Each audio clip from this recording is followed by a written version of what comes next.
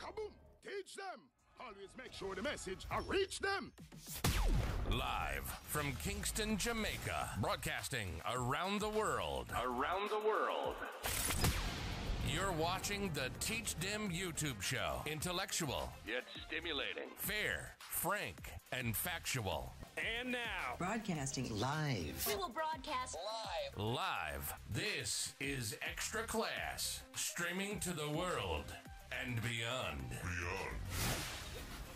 Hey, let's go. You know, it's Teach Them, the #1 intellectual blogging panel on the YouTube channel. Good night, everyone. Let me know if you are hearing me clearly. Let me know if you are seeing me clearly. If you are seeing and hearing me clearly, welcome to another episode of ExtraClass, episode number 358. I trust that everybody in the hearing of my voice and seeing my face, you are doing well. Happy Sunday. Blessings, as I should say, to everybody. Let me bring in my co-host before I proceed. Co-host, you're in. Good night, guys. How are you? I just put in my head seemingly. Good night, guys. I hope everyone is well. I hope you had a great weekend. You are refreshed and revitalized and ready for work on Monday for those of us who had the weekend off. For those who worked over the weekend, I still hope you're feeling refreshed and ready for work yet again. What about those who work 7 days a week? I hope you still feel refreshed and revitalized and ready to work again tomorrow. Oh, I'm gonna feel Whatever situation you find yourself in, I hope you're feeling refreshed. I hope you're feeling blessed. I hope you're feeling ready and geared up for work tomorrow. I'm gonna feel that. You don't feel that? I can't help you then. This is not 57, it's a 58. You understand? Alright, yeah, peace. Big up on yourself. Your shirt, your blouse look nice with the trim. We animate. We're turning yellow. Yeah, yes. You look nice too. Like I had a show. Your beard and such. Yeah, I'm combing my hair. I washed my hair. Oh, yeah, finally.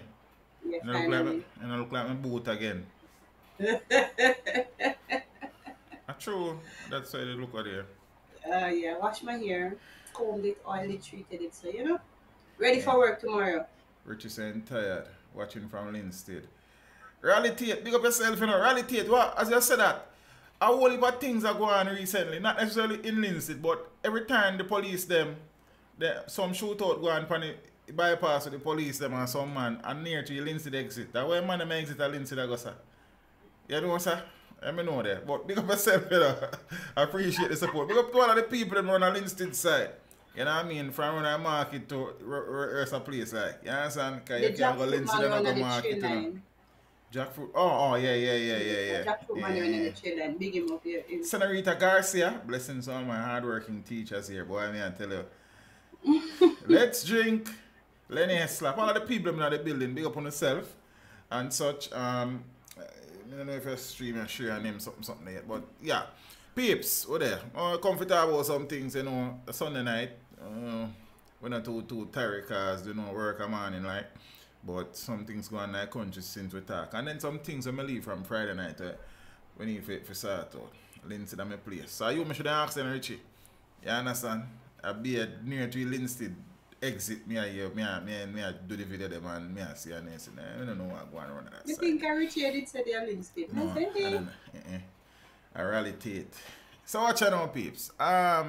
We spoke about the hand, foot and mouth disease situation in a school, I think in Clarendon, I don't remember clearly, but I would say the Minister of Health has spoken to the situation.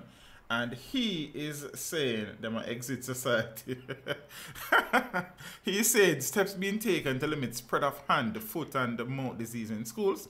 So Health and Wellness Minister Dr. Christopher Tufton has said that the authorities are taking steps to limit the spread of hand, foot and mouth disease in some schools. You know what I mean? The Ministry of Health and Wellness has issued an alert of cases of the disease being observed in some schools. And Dr. Tufton said on Saturday that there is no need for alarm at the outbreak, noting that the country's public health system is capable of responding appropriately and effectively. That he said had already begun. I don't think we should be overly alarmed about it. The good thing is that we have a system that works. When it happens, we deal with it, he said. Now, initial signs of hand, foot, and mouth disease include fever, loss of appetite, sore throat, and feeling of malaise at the same time. You know, I don't know that if I pronounce the word correctly. I need to go check it out. So the symptoms generally last for 1 to 2 days before a blister-like rash appears on the hand, foot, feet, and in the mouth. And adults and children, big people catch it too. Adults and children can contract the disease. I don't want it. With children up to 5 years old being susceptible. I know say adults can catch it, man, but normally it is more dominant in children. You know, them do all sorts of things with their hand and foot and mouth like. I think the minister saying that it's just a calm.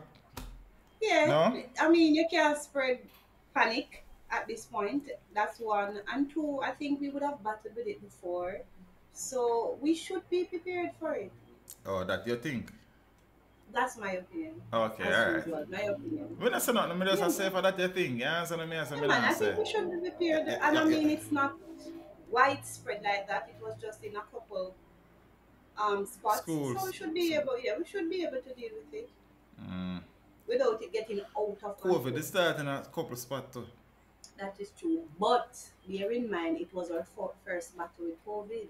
Okay. Alright. And foot and mouth has been around for a while. It's like if you get chicken pox or smallpox and them things, it should get chicken pox still. How much time? Can you have a tendency to catch At one time I get chicken pox, man. A pink eye I catch more than one time. Okay. Conjunctivitis. I don't think I've ever had chicken pox. I catch it one time. Sheldon did have it first and then me catch it. You know, I will always sleep on the one bed like. I think I had pink eye though. I have had pink eye already. Once though, not 3 times like this. Me catch a couple times. Then my hair them have to walk me on, so things going on them, you know what I mean? Walk with my hair them like up. But I am hoping that we are really prepared to deal with hand, foot and mouth and it is contained. Elvis V, big up yourself, but me have to go play it and listen to pronunciation, yeah man. Me figure out what, based on the context, me figure out what it means, but it's just a pronunciation. I've never actually heard anybody pronouncing that word before. So you know, that's how we learn. Normally me then check out them things about, never had chicken pox either, but that pink eye ones. And thing. Click, big up yourself. No, I have been meaning to address, I said I was going to do an individual video on this, but I'm going to do it, yes sir. And probably clip it out and post it. Zine, I know that there's been a lot of public discourse surrounding the recent acquittal of 5 of the accused in the ongoing Klansman Wandon gang trial. And I mean, a lot is being said. I know that the Chief Justice, Brian Sykes, is, you know, getting a lot of flack for these acquittals, and by extension, the Director of Public Prosecution, as you know, the prosecutors come from there. So, yeah, I'm going to read one article and then I'm going to tell you something. You understand? Because it is always easy for us to, whilst we are emotional, say some things and make some pronouncements and things. And sometimes if we just step back a little and look at the bigger, broader picture, we understand that the justice system is really and truly not a place where what you think is always the situation going to happen. It can be you think it's an open and shut thing and it is not. You think a man guilty and he walk. You think a man innocent and he get convicted. Because the court of law and the court of public opinion is two different places. You understand? And the next thing I should preface is by saying, because a man is acquitted, it don't mean he's innocent, you know. It simply means that based on the laws, there is not enough evidence to convict.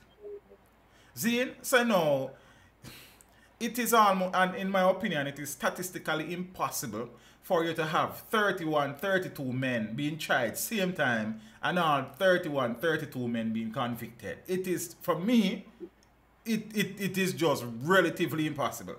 You understand? Especially knowing some of the deficiencies in our investigative capabilities and all of these things. So let me read this first before we get to that. Because as I said, it is hip to come out and blast the Chief Justice and blast the prosecutors. But if we just step back and be realistic and not be so emotional, then the thing... That's the word, you know. Emotional. Release of fifth Klansman accused sparks disapproval among law enforcement. I can understand that. So there were murmurs of disapproval from several police detectives in the Supreme Court last Tuesday when presiding judge in the Klansman gang trial, Chief Justice Brian Sykes, set free a fifth defendant. The defendant, Dwayne Salmon, also known as Chemist, was charged with being a member of a criminal organization. Now, Chief Justice Sykes upheld a no-case submission against him. The prosecution led evidence that Salmon sold guns and provided gun repair services to members of the Klansman gang.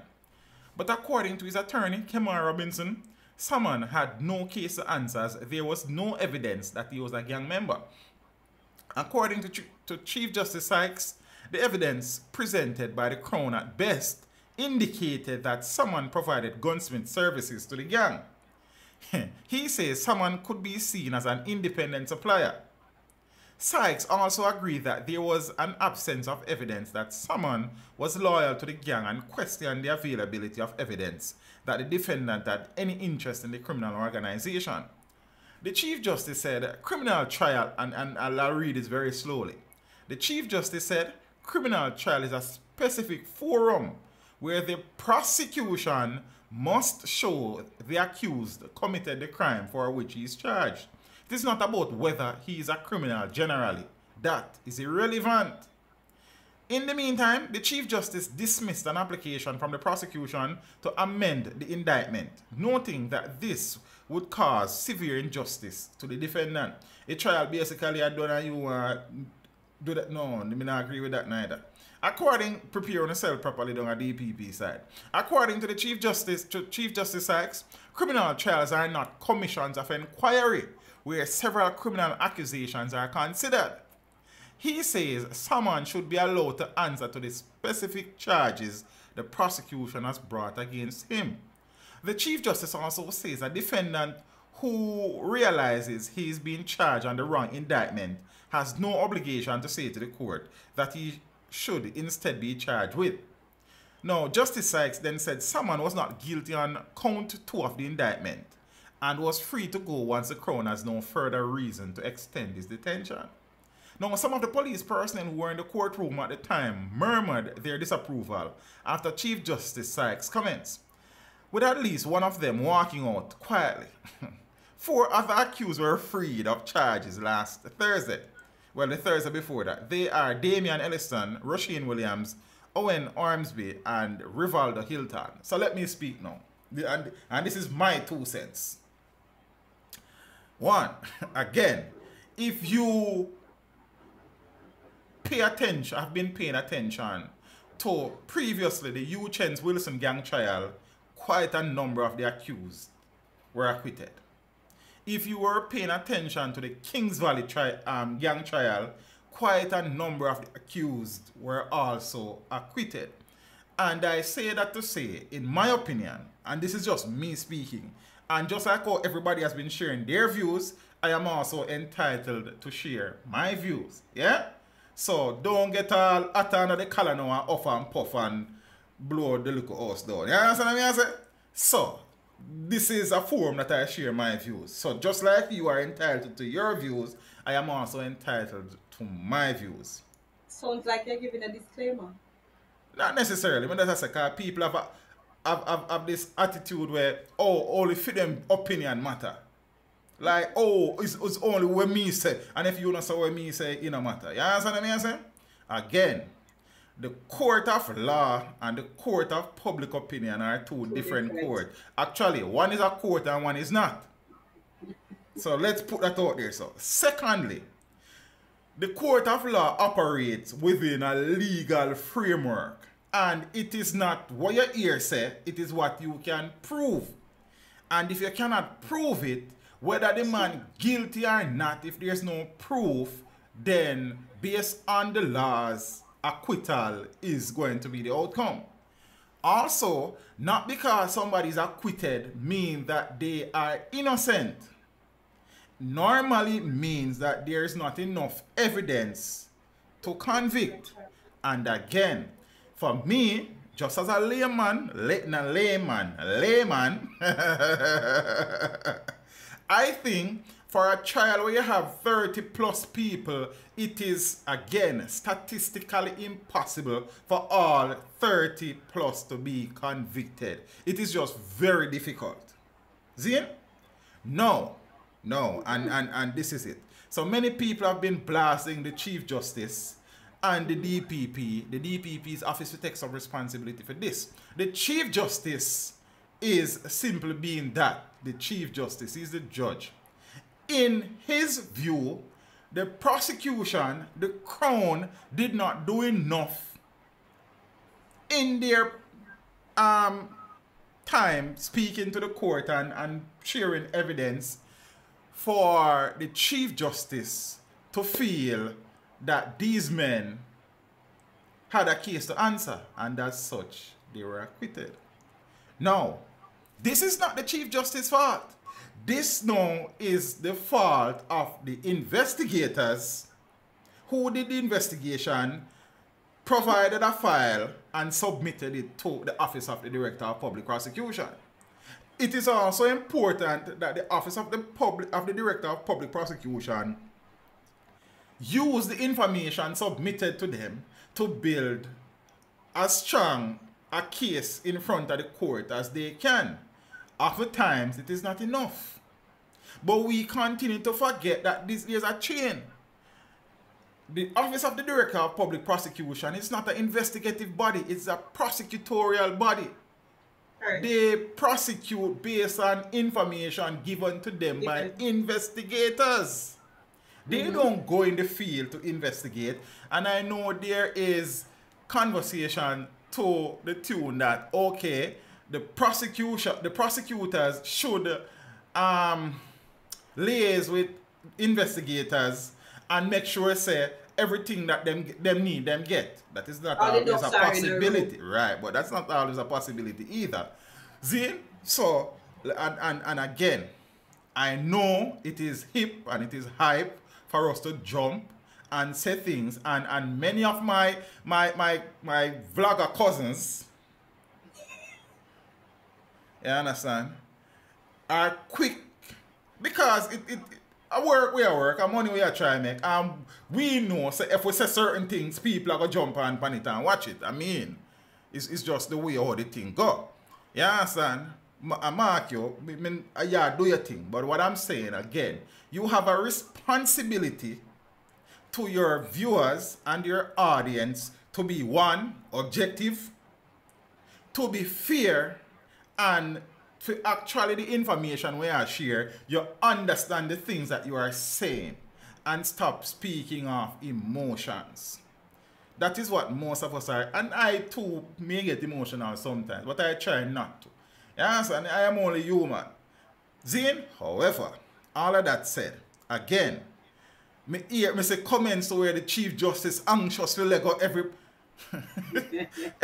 everybody, and again, this is how it works. This is how it works. Investigators investigate, build a case, submit a file. That file is then perused, I don't know the exact thing, but I say I saw it by the prosecutors who will take it to court and present the evidence discovered by the investigators to the court trying to get a conviction. If the file submitted is not strong enough and the prosecutors don't hammer home the thing hard enough, the man is going to go in yard.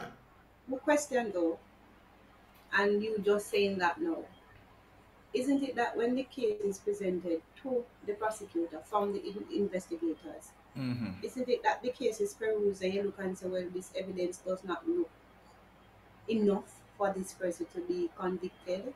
Right. And we need further investigation. And sometimes that is said and the investigators then go back out. But sometimes them go back out and them still don't get enough. But the case have to go on, you know, because you can't hold a man indefinitely. No. So I am assuming, just like how we I said, Jadon, you know, said the case is not as strong as we would want, but we just have to proceed. So, whatever collaboration goes on between investigators and the office of the DPP that need to improve, the investigative capabilities of the security forces has to improve. And we also need to bear something in mind.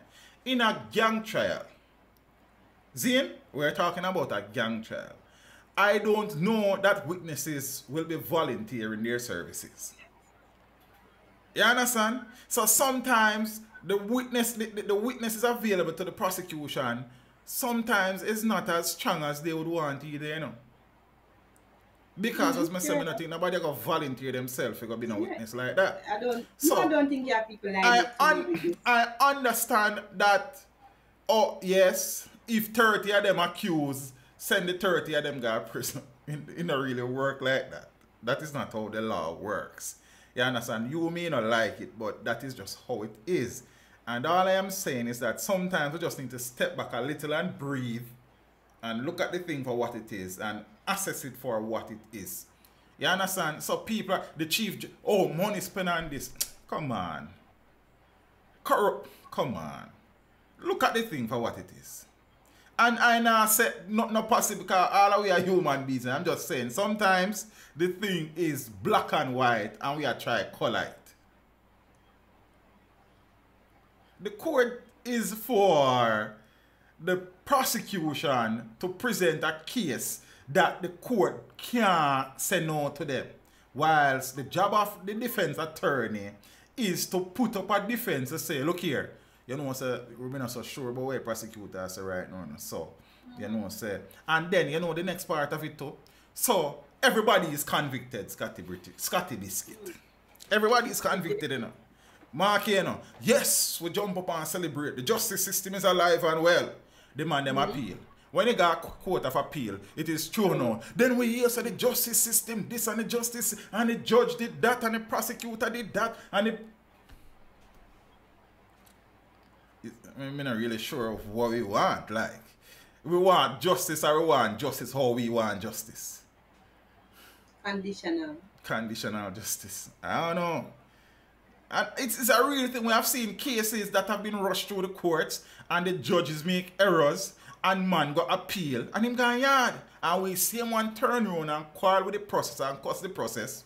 Zine, so you know, the Chief Justice say, alright, you are going now. Based on what me hear in the court, the whole of the guilt, we go around that part for a long time. And the man they appeal. And half of the man then come and road because you hear things now. And we same one I go come and complain and say, yo, the justice system really and truly set away and this and that, you know. All because in our head, the thing don't work out how we think if we work out. How many are we got law school about it? How many are we are trained judges about here, prosecutors? Not many of us. That is just the truth. And again, I mean say me know some people are watching and good as I get all purple and hot under them place, then color like, you know. Yo, fuck up stone for you. Watch out, man. Watch out. Just like you, I am for law and order and the dispensation of justice. See? That's what it's as simple as that. And like you, I would want when criminals go in front of the court, they are convicted. But it don't always work out. Many guilty men, guilty of the crime, have been acquitted over the years because there's no witnesses. You understand? The evidence weak, the investigation shoddy, the prosecution shoddy.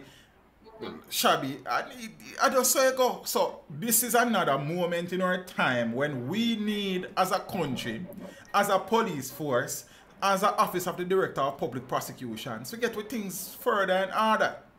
It should be a learning moment. Yes, but then we have had learning moment from the Oceans Wilson trial, you know. We have had learning moment from the Kings Valley trial, you know.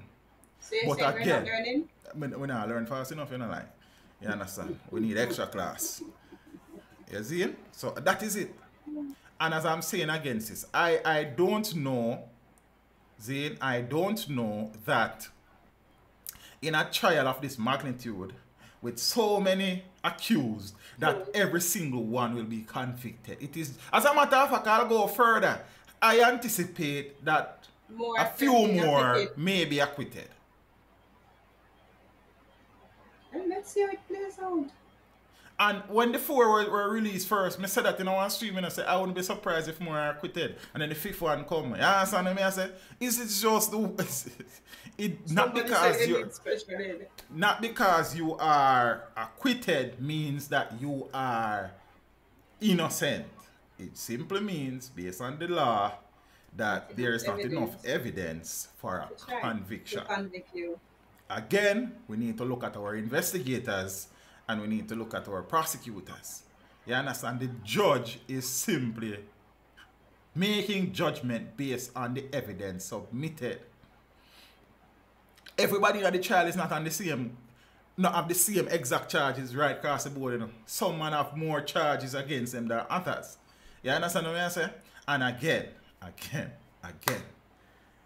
how you feel is not important in a case. What you think is not important in a case. The only thing that is important in the case is the evidence submitted by the prosecution. That is how the court works. You know what you feel or what you think or what you hear or what you want to happen. It is whether or not there is enough evidence to convict this person. Do I like it? Just like you, maybe I don't. But that is just the court. If you have to go in front of the court one day, would you be comfortable with one hearum, scarum thing against you, convict you? I wouldn't think so.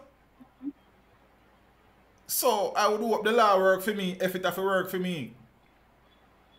Just like it work for everybody else. It's just the truth.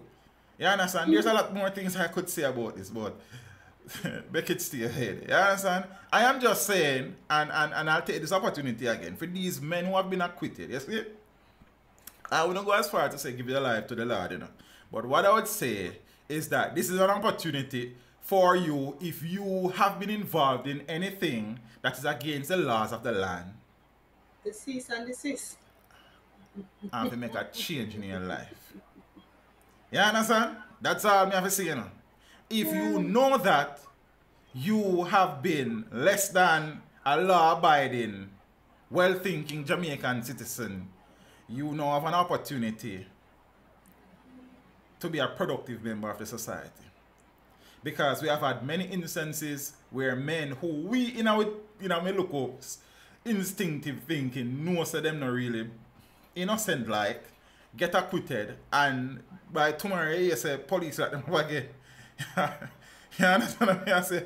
Because it's just some of my man they can't help themselves for a change. So here's an opportunity for these 5 men. I wouldn't think that these men were choir boys either.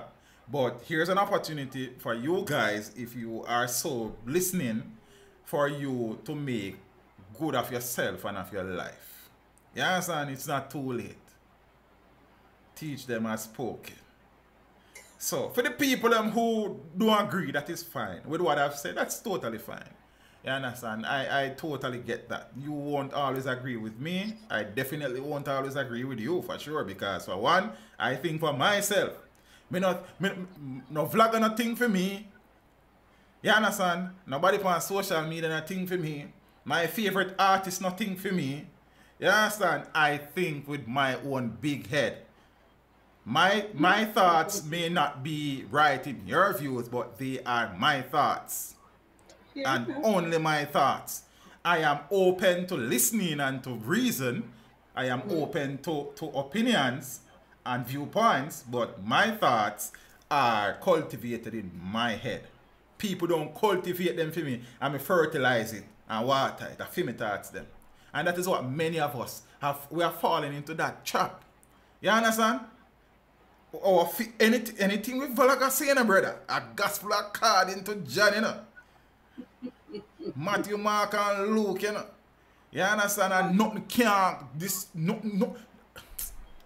Watch, you know what the dangerous thing about that is that not all of our favorite vloggers understand the responsibility that they have in disseminating accurate information.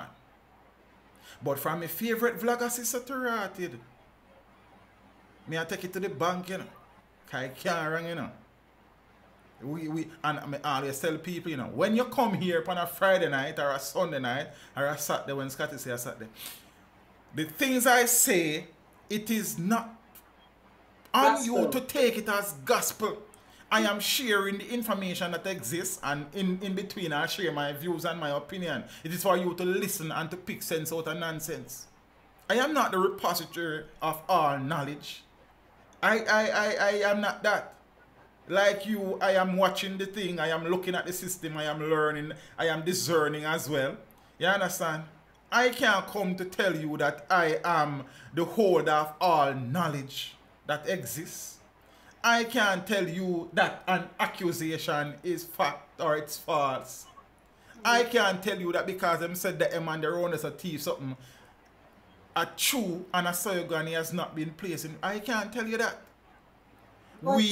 We all answers before me hold your boat. Alright, give your boat, because I don't want you to forget your boat. No, I'm just saying that as individuals, we also have a responsibility to go and look for ourselves. You go look a reading for yourself. How much time I tell us nobody don't do that no more? Yeah, man, there's still have people who do that. Nah, man, I mean the general population. You have fewer and fewer people doing that. We have become very reliant on social media for our. I would not want to believe it. You don't have to, you know. But I saw you go. Yeah, but we have a little responsibility to go and do a little reading for ourselves, a little research for ourselves, just like how we log on to our whoever we listen to on YouTube or whatever other social media. We can go and look for ourselves, read something for ourselves, and then you can make an informed decision. Then your opinion is now you can say, all right, this is my opinion. My vlogger might did say this, but when I went to look for myself, it don't match up, it don't add up. Simple maths. Yeah, man. Well, I would hope so. I hope so. I really do. You understand what I said? So, again, you're free to watch what you want to watch and who you want to watch. I'm just saying, you also have a responsibility to ensure that the things that you hear, you can verify them. Not because a man say a soygo, it means a soygo. And not because a man say a soygo, means a soygo. You understand what I say? I just saw the thing set up, see it? And as me as sis, I have seen it. We have become a nation where we have become, well, many of us have become very reliant, are too reliant on the views and opinions of others instead of trying to formulate our own views and opinions. Yes, you can use somebody's views and opinions to shape your thing if you want. You understand? Unlike me now, me I think for myself. See, my thoughts may not always be aligned with your thoughts and your views, but they are mine. See? And we need to cut out of this thing where only my opinion makes sense. Matters. No. Teach them opinion alone don't make sense, because just teach them opinion. There are 7 other billion opinions around here. And as you say, it is an opinion, that's what it is. It's not a fact. It's my view. It's not a fact, it's just an opinion. But some people say, I see it every day. If them say the sky green and you say the sky blue, a dead in a war in a show, because your opinion and for them different, you know, yo man. Like, I can assure you that many people have unsubscribed from my channel because we share different opinions. Different opinions. Yeah. You see me on internet, I get shaky like. That is not an opinion, that's a fact. You understand? Yeah, so I hope you balance out yourself. So as an educator, it would be remiss of me to try and gloss over it. We need to be independent thinkers. Many of us are not thinking for ourselves anymore. What teach them says not gospel, go and try and verify it, man. It's just like me in a class and everything me say the youth them just lap up. Me not enjoy that. One going to one class where the youth them have question some things and say, sir, how that works, so why that, so why can't go so? That is a nice engaging environment versus when me just go in and me just tell you everything and just lap it up. Then me not depend that. You, sir, you're gonna even talk to me. You miss round here, so. You don't want to hear what you have to say about the thing. You understand what I say? That's how our class run off. So in our real life, so we now come here so and allow you guys to just accept everything with me. No. And you have your people them, watch them, but also understand that not all of us are as genuine as you would want them to be, us to be. Not all of us are understanding of the awesome responsibility that we have as the two words that I hate the most is an influencer and a vlogger. Like, I really hate the word vlog. You understand what I say? So, as vloggers and influencers, many of us don't understand our responsibility to our audience. Many of us are just into making some money. And there's nothing wrong with making your money, you know. But again, be reminded that you have a responsibility to your audience. Audience, you must remember that you have a responsibility to hold your favorite vlogger or influencer to a standard where them know say, if you come around and come chat foolishness, my God, what my business, you know.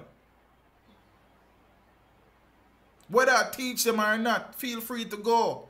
I always tell people I don't lose sleep over subscribers and unsubscribers. People come and people go. Not every single person who is subscribed to teach them in the first year is here now. And not every single person who is subscribed to teach them now will be here next year. I won't lose any sleep over it. You are important whilst you are here because you make the thing work. But if you feel like you need to go, then walk good, my friend, and save trouble upon the gravel. You understand me? I say, step with Jah. Yeah. It's just the truth. I don't get... Look. Hey, Kerry, what's up? You're saying you have to go in a real life or you're saying you have to go because you get trouble because how am I talk about?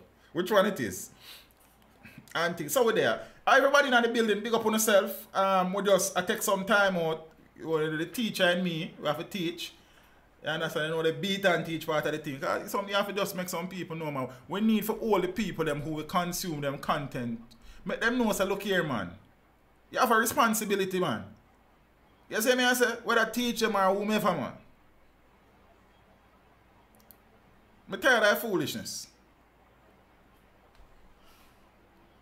I mean, a police boat here, you know. I mean, a Pompidou.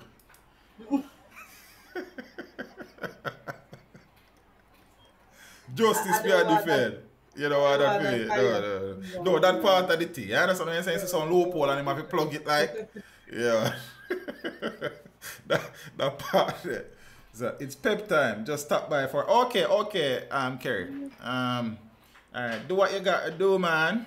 I know that the little miss will be ready and she'll go shell it. You understand? So I can move on. Again, that's just my view.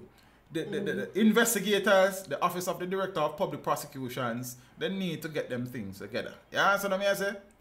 That when the judge rules based on the information, the evidence that was shared. If it is not enough to convict, then because if you convict the man on weak evidence, I'm going to appeal and I'm going to walk and you're going to look like a fool. And we same one, I go crucify the Chief Justice them and the prosecutor them time there. I could just step back. Yeah, I could just step back and breathe and lose the emotions and treat with the thing for what it is. We're too emotional, man. You understand what I say? Me too, you know. Me too. We are too emotional. You understand? I was just about to ask, can we don't completely put away the emotions? No, I don't. As humans, no. Yeah, that may I tell us that even me get a bit emotional sometimes. You understand? But some of us are overly emotional. You see? Calm down, man. And man them. 5 man them. Again. Remember someone said I'm going. Yeah. The fourth one said in our workout. 5 man them. I doubt that 5 among them were choir boys. And what I'm saying is that whether or not what we think should happen, You guys are on the streets, become productive members of your communities and your societies. And if I would make a suggestion, find some new places and friends and things to do. You understand? Yeah. Why Sunday night I have to cuss some people now? I don't like that for myself, you know. Watch out. You see? Imagine you as a mother now, you have a child who is an athlete, you know, who make immense sacrifices. Because to be top athletes in high school in Jamaica is a Herculean task, you know, because they are so talented. So imagine your child has been making sacrifices from prep school, primary school, boom, boom, boom, boom, boom, mash up champs, go Carifta, go set under 20 world record. Under 20 world, what I say? Record. All of the people them who have lived in the world before I run pan track, 4 of them never run so fast at under 20-year-old. You can imagine that? And your sporting association, in their infinite wisdom, decided not to test all 4 of you after the race. And so now, the World Athletic Association is not ratifying the world record. So it basically null and void. No, it exists. Yes, and then, are your own people them fault, you know, brother? And like our next country carry to keep this here, you know? Jamaica keep up a stadium up this, you know? Jamaica women's under 20 relay record rejected by World Athletics. Then if one of them child was my child,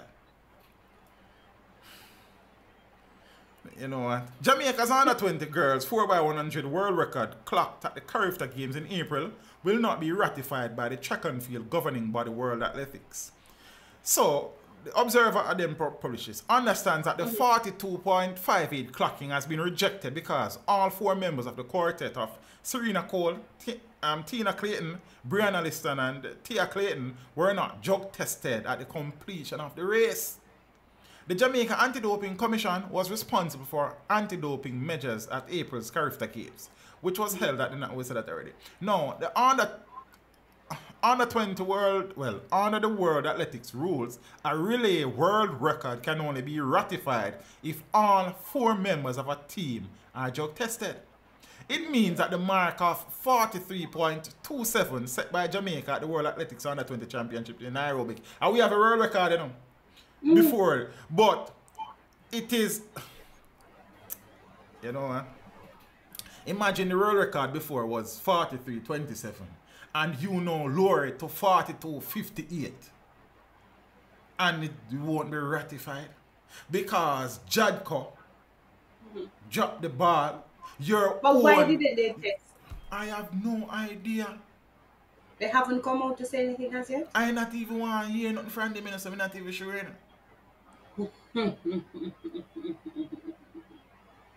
I would like to hear though, what justification, why didn't you test them after if you know that these are the rules that govern this? Why wouldn't you test afterwards? No, can you imagine how these young ladies having put in so much work? The same 4 girl will go again, you know, and run for years a year and run back that time, you know. Because the button changes may not be as smooth and efficient as they were at Carifta. The form that they would have been at Carifta because they were just coming out of champs and they would have been coached to peak for that time of the season. Zine, their bodies may not be feeling it the next time them go. It's a myriad of things. A lot of factors that can change. And you are telling me now that you're sporting your own Jadco.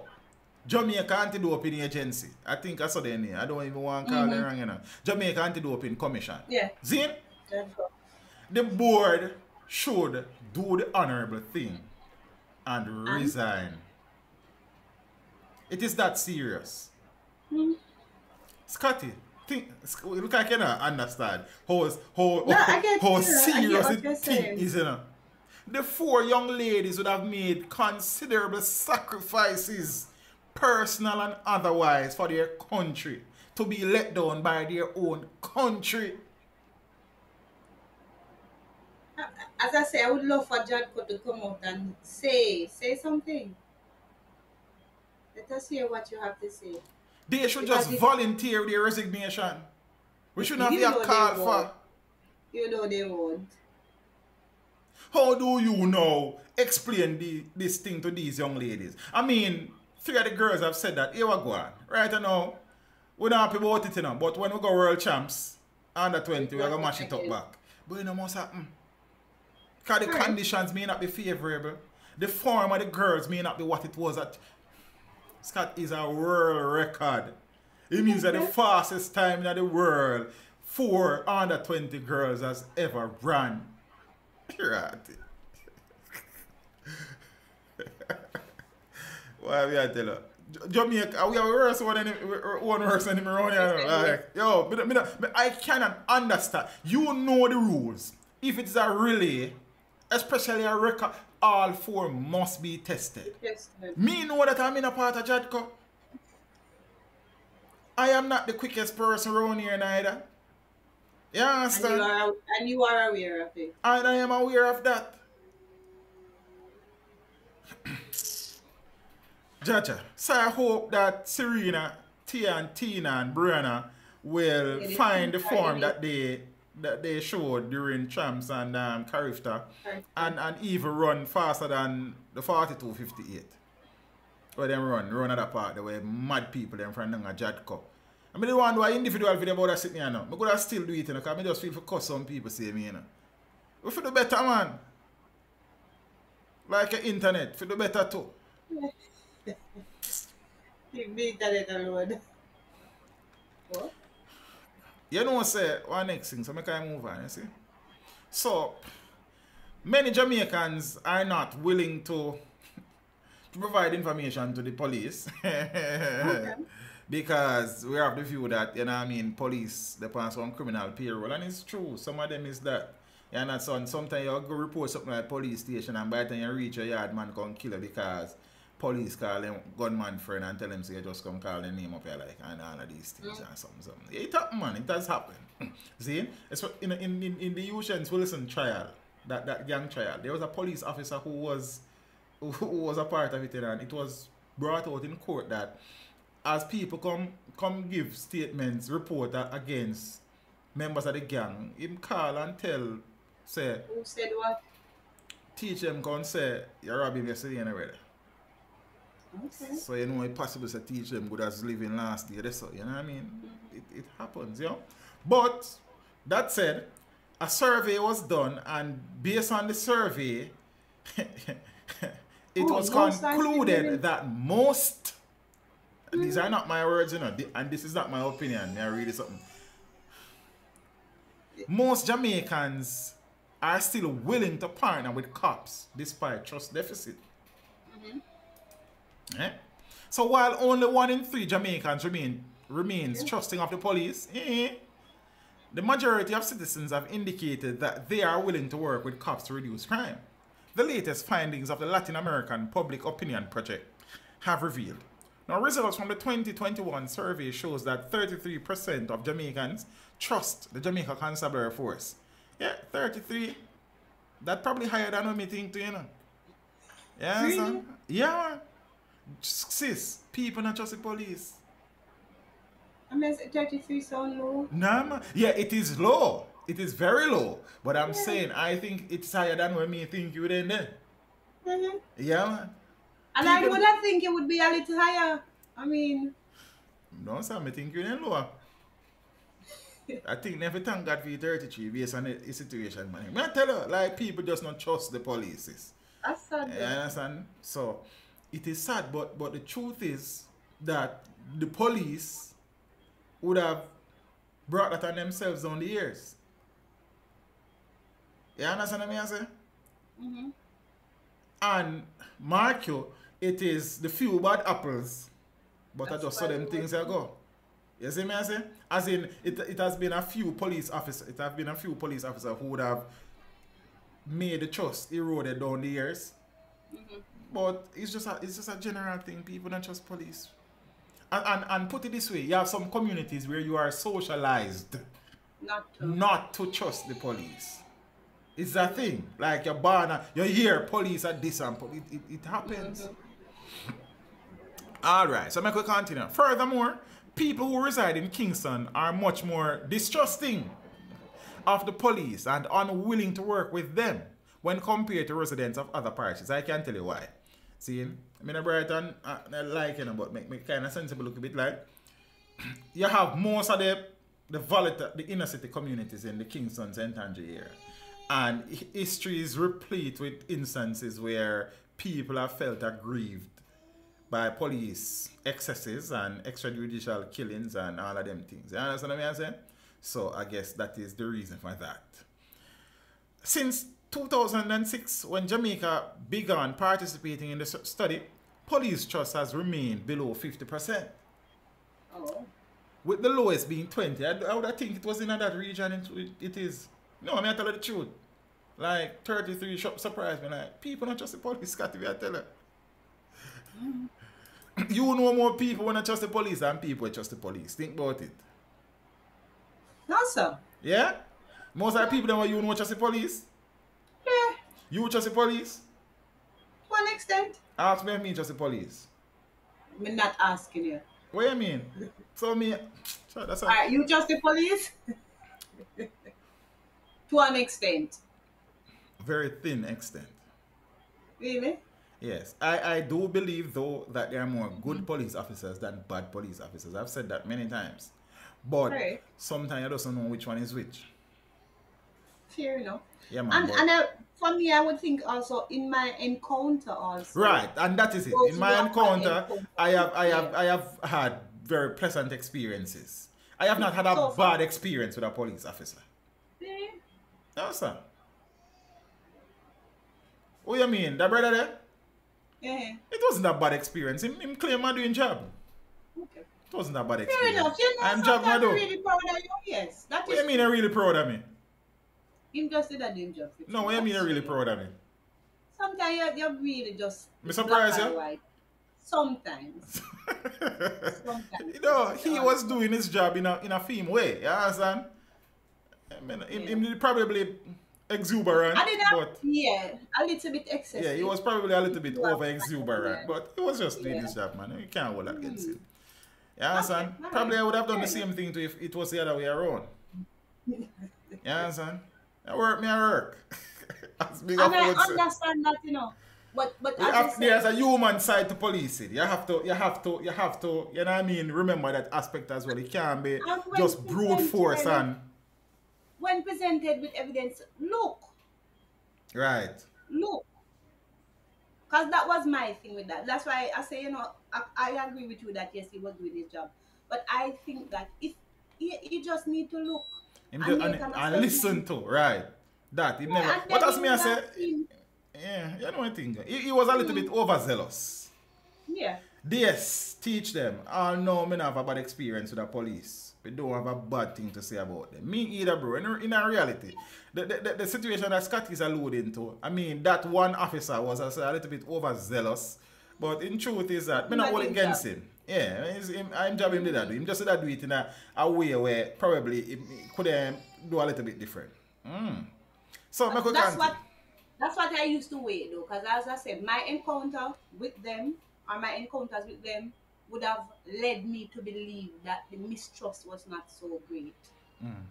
No, but you engage with an officer not really have nothing to do with trust per se. No. Trust is, I'm say, you're going to report to the station, you're going to report somebody, and somebody know as a left the station. You understand? You are a witness in our case, and police are telling criminal friends that you come to court. You understand what I'm saying? There have been cases where police have been hitmen for dons and gangsters. You understand? There have been many cases where police have been involved in robberies and shootings and all of these things. So it's just a combination of all these things that have facilitated the level of distrust for the police. So it's not necessarily just engaging you on the streets and so, you know, you understand? It is all the things that police officers have been known to do over the years. And it's not, I guess because many of them have been convicted for these things. You see me I say?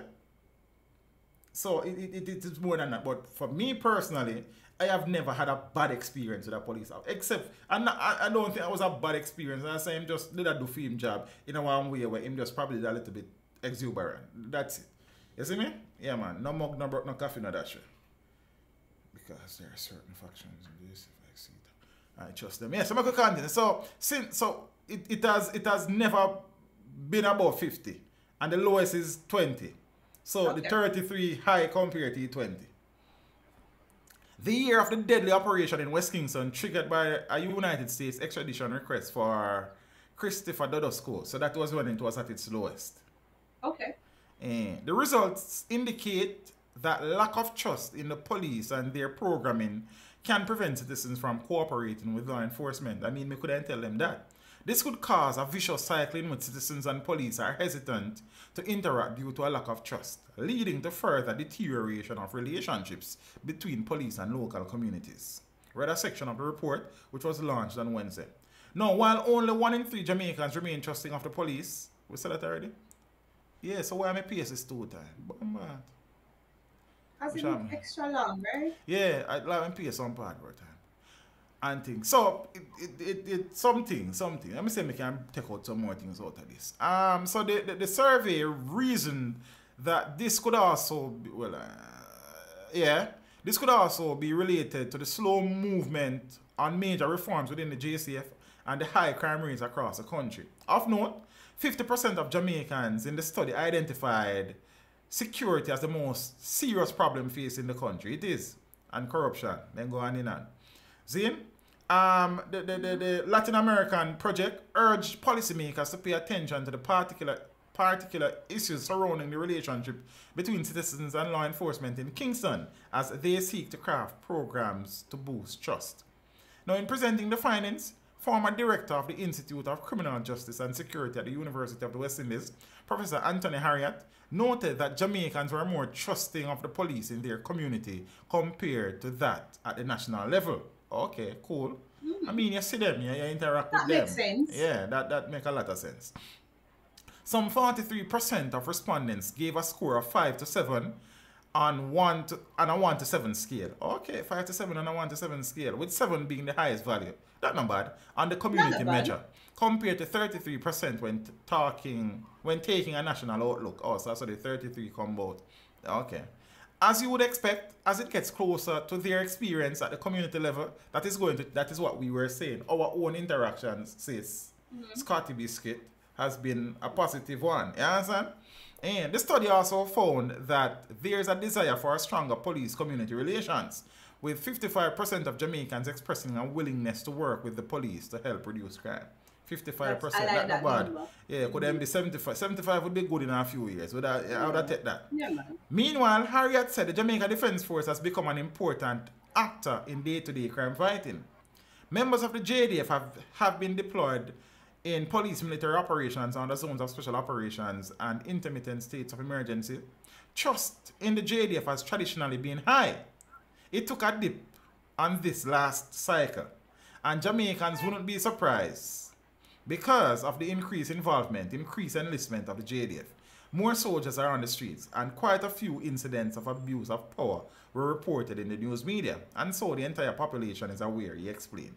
Now, 61% of Jamaicans indicated that they trust the JDF, compared to 63.2% last year, so it has dropped by basically 2%. Generally, people are more trusting of the JDF. I'll put it further. So the JDF have a tip line versus Crime Stop and police. I assure you that the JDF tip line receive more tips than the police tip lines. Yes, people just generally tend to trust the military more than the police. Because again, it's just like teachers of old. Teachers were admired and revered and respected. Soldiers were. Teachers were. You understand? Soldiers used to get that type of vibe there as well in the past. They were admired and respected. Zane, that is kind of dwindling because of some incidents that there have been.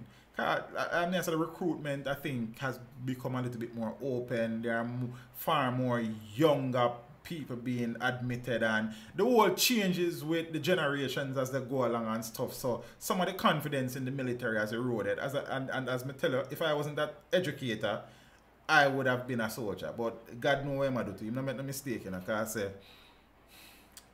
say. You understand? I hear you. Yes, because I say. We shall be there, so no, right. Though trust decreased in 2021, the JDF retained the highest level of trust among the institutions studied. Yeah.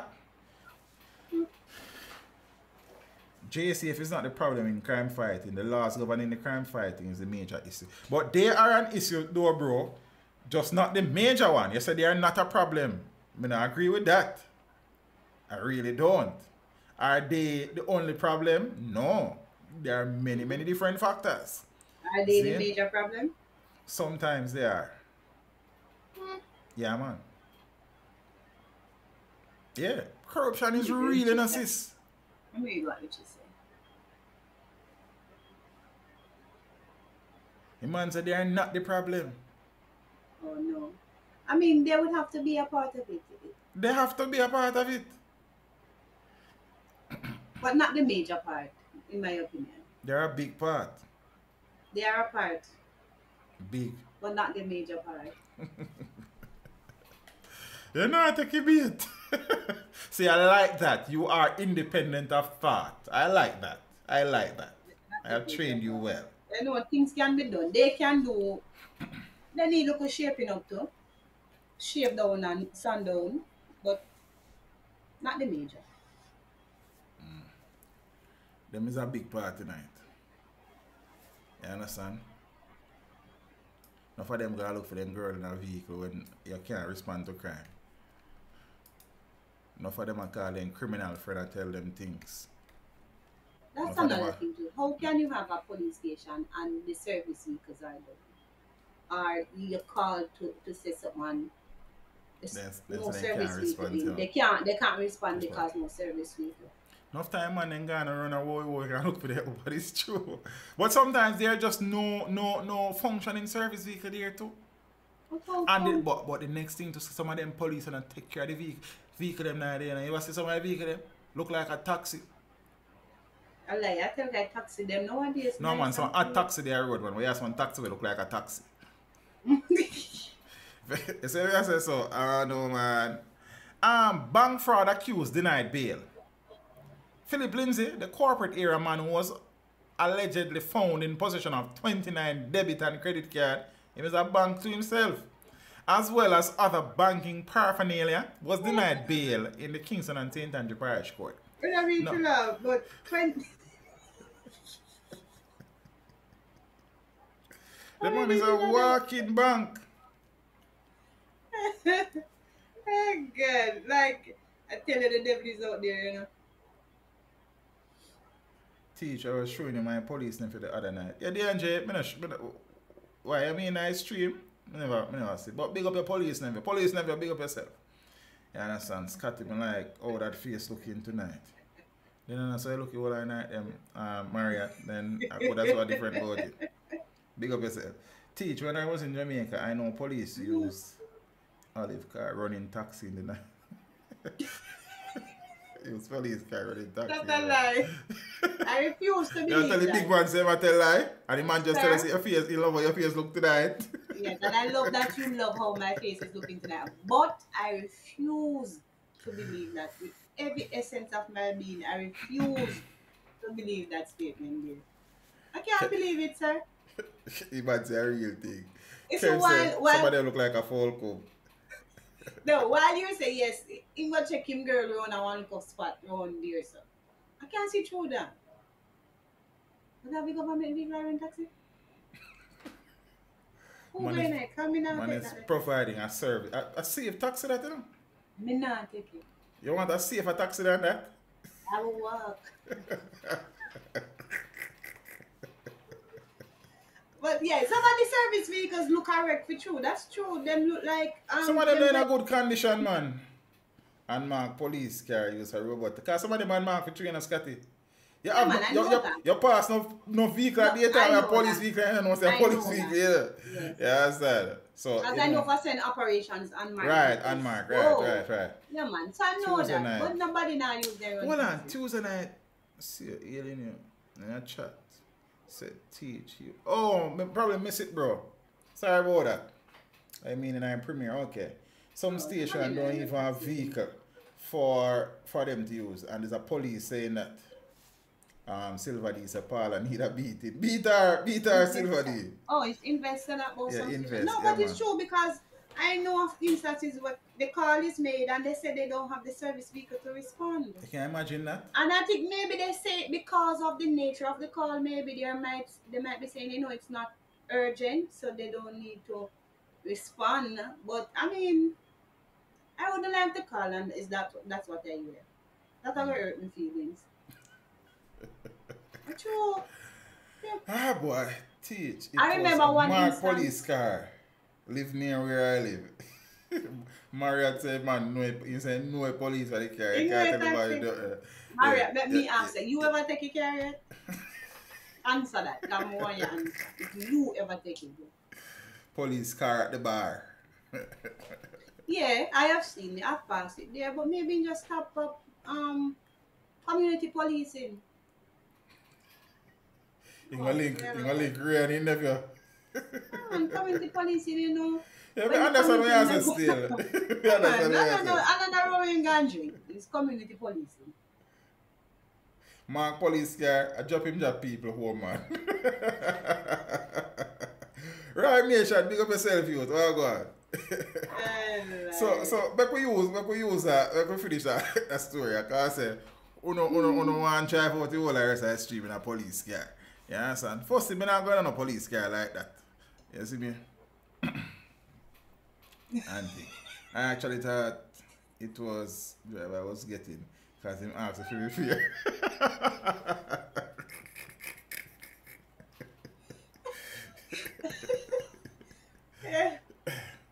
Marriott. Alright, so Lindsay, who is charged with 17 counts of being in possession of access devices, he has not yet entered a plea. Now, prosecutors submitted that they are opposed to bail as the allegations against Lindsay are serious and that they could not determine conditions to be imposed should he be offered bail to reduce the likelihood of him obtaining additional cards and committing additional offenses. The man is a card holder. So, Senior Judge Lorian Cole Montague agreed, stressing the seriousness of the allegations and argued that she was unable to think of any conditions to be attached to his bail.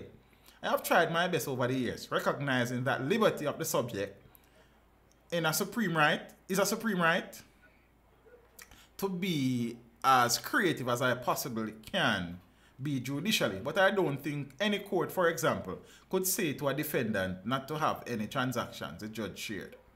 The court heard that on March 22nd, police investigators and personnel from the National Commercial Bank, acting on information, went to Lindsay's home where the cards, 2 point-of-sales machines, and 2 card readers were found. It was alleged that the cards had names of individuals other than Lindsay. I don't think Lindsay has so much card for himself.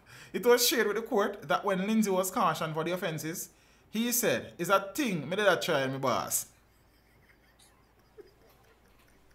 Better than that, Lindsay. Better than that. The man said, "Me did try a thing 27 times. You deaf?" But you have card reader and mash. So you man need the tools of the trade to try the thing. What you mean? You want to try the thing without the tools? You man have 27 cards, so I assume some of them. I don't think the defendant before the court is a fit candidate for bail. Because not only are the allegations serious, but the legislation makes provisions that even before you get to use, you have to be found in possession of the items. This is quite a bit, Cole Montague said. So Lindsay was at September 20 before he go back to court, you know. What do you mean? You know how much people could have money could have disappeared from the account. You thought, But if this a try to take my boss, if you're a fool. 27 cards. Me tell about the brother one thing. I see him bank business. Me tell us when the police then circle him money out and then call him claim saying computer lock off, you know. And the police over. They must say, me know the police there in Jamaica, they couldn't do this. Oh, the fella there. Yeah, that's how I tell you code. I think the one who did that. You remember when they did take $1 off your account each day? I think it was the brother there. So he never knows the police. He never knows the police there. You can't do them things there. See me? Lindsay, say I try your thing. Serious thing, man. Lindsay, is that thing me I try, my boss? Lindsay, be a fool. Molly! Molly dealer warns against using popular joke. I dealer this, I said that. Jill was 19 years old when she was introduced to Molly. She had visited a popular exotic club on a Wednesday, which is deemed Molly night. Oh, you have those. I never read the article later, but we just know some need to read it. I think President at the Bible study night. Not at the exotic club, miss. You're doing a Bible study at the exotic club. Bible study night. Right, but I'm saying you're going to have Bible study night at the exotic club. I highly doubt it. If you go for Wednesday, that mean expect. Is that me also? Unless as something come in like Bible, when it open, I was the Bible. I could have stood there. So I know we have to about Wednesday night at Bible study night. You know, people there go club, which is deemed Molly night. I didn't know you had those nights, and was apprehensive of taking the party drug that produces a high. However, she said her boyfriend did not want for her to miss out on the action. I tell her about thinking for yourself, you know, and drop the jug into her drink. So not jugging her, man. No criminal offense that. So I should know saying drop in there. You know, sound like she know, cause all this no man, cause maybe you know it be a case me say you know me no want it. I say no man, try it. I say no man, me no want it. Just drop it. But me know say you drop in and me not drink it. My boyfriend should trust then him. Scotty Biscuit. Me and one girl could have got somewhere. And them say, me fi try this. And me tell her, I said, me no want to try this. And she drop in on my drink. And you see her, and you drink and me drink that. No. First thing. First thing. If me go somewhere with a girl, see? And she, I will tell me, say, me need to try this. Is she alone go she go for that because you will not succumb to peer pressure. Scott, you know me better than that. I'm run my girlfriend run another party. Run my next party run so. I must be mad. So I could anyway, you see, before you move on, I was saying to a student, it was last week we were talking, and I was saying to them that even when I go out, I buy my drink, I open the drink, and once it's open, my eyes don't leave it. You can't take it off. I don't want it again. You can't take it off. What to slip into it. You can't take it because it's simple for something to go into your drink, and next thing you know, you're in our house and things are happening that you can't even consent to. First thing I know, I find a girl in a strip club. Your girl said she want to go there, bro. You carry her, you know. You see that said they would carry the girl to a strip club. Roger. Alright.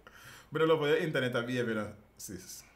It's shaky. Roger, you might have a girl and she like that. That's her little thing. She like going to the go-go club. She like going to the exotic club. So, I mean... Any lady that want me to go strip club, lack respect for me. You know, me not think so, Roger. Me not think me can agree with you fully upon that one there, bro. So sometimes... Maybe it's just what his likes. Maybe right, it's just... that's just feeling thing. Yeah, it's just but what I'm saying now, I don't think it's a situation where she lacks respect for you. It's just that... Probably it's just a thing. I mean, in a relationship, like, sometimes you just, you know what I mean? You might give her a little extra. Kick there. You could just carry her there when you carry one brother. You understand? Worries in the dance. Worries tonight. Worries in the dance. Worries there. You know the Frankie Fall. Yeah, man. So, you would just carry a strip club there for her and you have to cry with the woman there, papa. You understand? Ask you a break on these things. What a break? You could have strip you off your breath, sir. Because that's how she get her vibes. Yeah, so then I say broski. So I just so you go. So I don't really think I lack respect for you. It's just that, you know what I mean? I feel a good thing that you should So, they say machine prime up. you see it, man.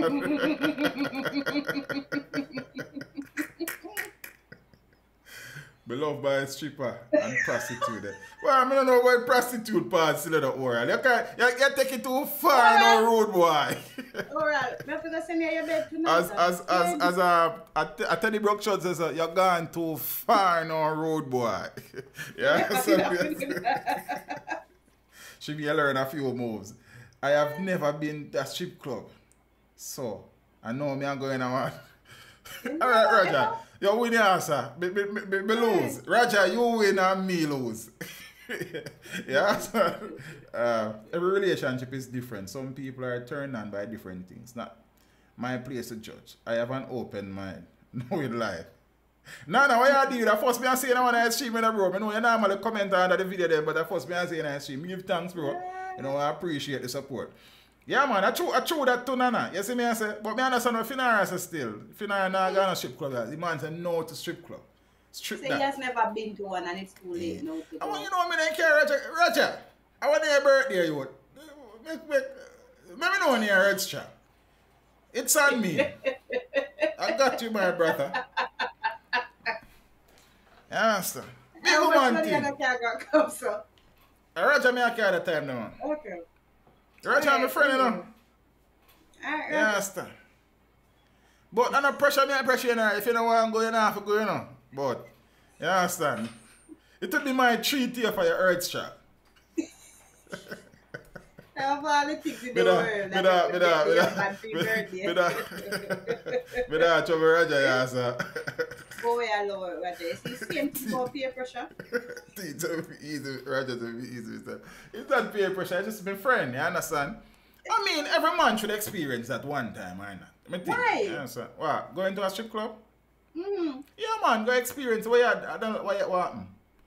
Go look on some girl and wine on some pole and then things and then something there. Walk with some $100. Move on, carry right on. You don't think so? That every man should experience going to the Why not? club? One at least once. Why though? Why? Why not? See, I'm saying they should not, you know, so, why? alright, what are you saying? First thing. Mm-hmm. Because you have to say something. So if you're not saying nothing, you're just not For saying me, nothing. I don't have a problem with going to the strip club. Let me just put that. I don't have an issue with it. Mm. But you are saying that every man should experience. It's just an anecdotal thing. Me just say that. Like, but me not see why they hurt or they hurt. You see me? I mean, the strip club thing kind of different now, because them live sex thing on stage and them things. That is not what the strip club is. You understand that different something that now we not depend on that. But back in the days when I was a boy, you understand? I used to frequent a few of these clubs. Shades of my places are normal. Yeah. Yes, I remember one worker said when he get that club, they call him by the temperature. They call him by here. A free place, man. Alright, blessings to you, I'm Queen Scotty. I am a day one subscriber from before 1,000 subs. Utter manners and respect to you. Alton, give thanks, bro. Well, I appreciate that. You understand? The dwarf for shades, girl. Love it. I hope that man in the strip club is single. Interesting. Let's say I have one boy in a bedroom. Yeah, Richie. No, man, we don't live a strip club. Like, I haven't gone to a strip club in probably over a decade. You understand? But we used to go every now and then. And thing, we go a few. A few. Yeah. I'm in love with a stripper. You understand? Yeah, man, we go strip club already and go and take me. Because I did nice and I did young, you know. I did nice. You almost want to get home. No, couple times well, man. You see me? I did nice, man. Not so nice again. Did nice anytime. Alright, I can move on. Because I love the foolishness now that me notice to do now. Some Molly night. Catch up with you. Where say sit catch up with me? Okay. That's why I'm so nice again. God. Alright, so what you do? So she said her boyfriend dropped the jug in her drink. So within minutes, she was wild. It gave me a mind blow. She said about the effect of taking the drug, which doctors said have dangerous and sometimes deadly side effects. Molly is a thing that will make you do things that you would not normally do. I mean, drugs tend to do that still. If the lady and they know, like Jill. Jill and Jack and Jill. It makes you expose yourself, said Jill, who is now a regular user and vendor. Oh, she got hooked. Now, Michael Tucker, executive director of the National Council on Drug Abuse, told reporters that the use of Molly is dangerous. It can cause serious problems with young people. It can affect their brains. And God knows we don't need nothing else to affect you with them brains. And affect heart rate. Affect how they operate normally. It can make them do things they wouldn't normally do, as Mr. Drugs tend to do that. Now, drawing comparisons to another party drug, ecstasy, Tucker said that it is particularly dangerous for young people as it makes them more vulnerable and accessible. It makes you feel high. It makes you feel more willing to interact. Makes you feel more accessible. And that in itself can be a problem, especially for a young person, as it makes them more vulnerable and therefore susceptible to be taken advantage of, Tucker explained. The 22-year-old woman said that popping Molly has become part of the clubbing and partying lifestyle. Oh, I see. She knows that it is very dangerous and can kill you, but nonetheless continues its use and sale. This is even more dangerous than cocaine, Jill warned. You have people who take the Molly and don't know themselves. I have seen girls take it and when they are about to do music, video shoots and start giving oral sex. It will make you lose yourself and knock you out, she said. The use of the drug, though, has become a concern for key stakeholders in the education system. Just recently, principals of corporate area high schools told reporters that some students are using Molly. But Jill said that while she has noticed a demand from teenagers, she has chosen not to sell them.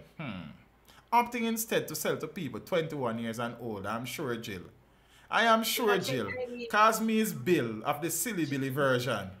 You check ID? Oh, yeah, check. Oh, you sure. I mostly sell to clubs and girls that do topless dancing. In those, well, many of the youths have got a club. In those work, you need a different type of energy, yeah? How you answer? Because you are work for your money. Oh, so no money me I work for you now. Me need a different kind of energy. Okay. The more you're feeling high, it's better. Once they are shy, I usually take it to let them see the side effects. Oh, it's a guinea pig. That I have, then they decide if they want to take it, Jill said. Oh. I don't like how Jill about. I usually sell it back for $5,000 for half of it. And the entire pill is for $10,000 for one pill. How much for one pill? I usually get about 250 pills. And it takes me about 5 weeks to sell them off. I spend close to $50,000 to buy that amount. So I make a decent profit, she said. Very decent. You say you don't take 5,000 and buy half of a one pill?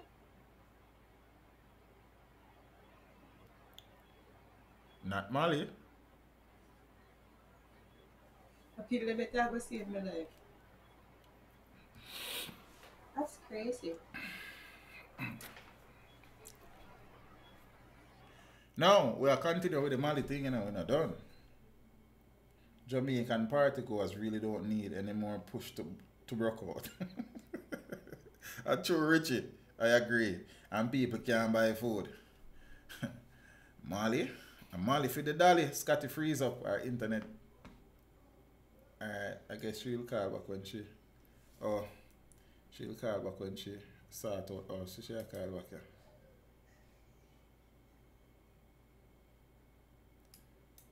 Wait, she don't come back yet. She don't see her. I don't know.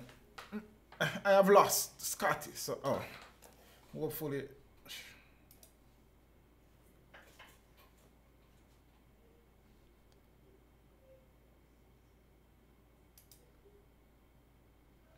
So why I have it 2 times or something? What are the peeps? Okay, I have some technical glitches or issues. So I try to get back Scotty. So, make we read this. So, still on the Mali situation.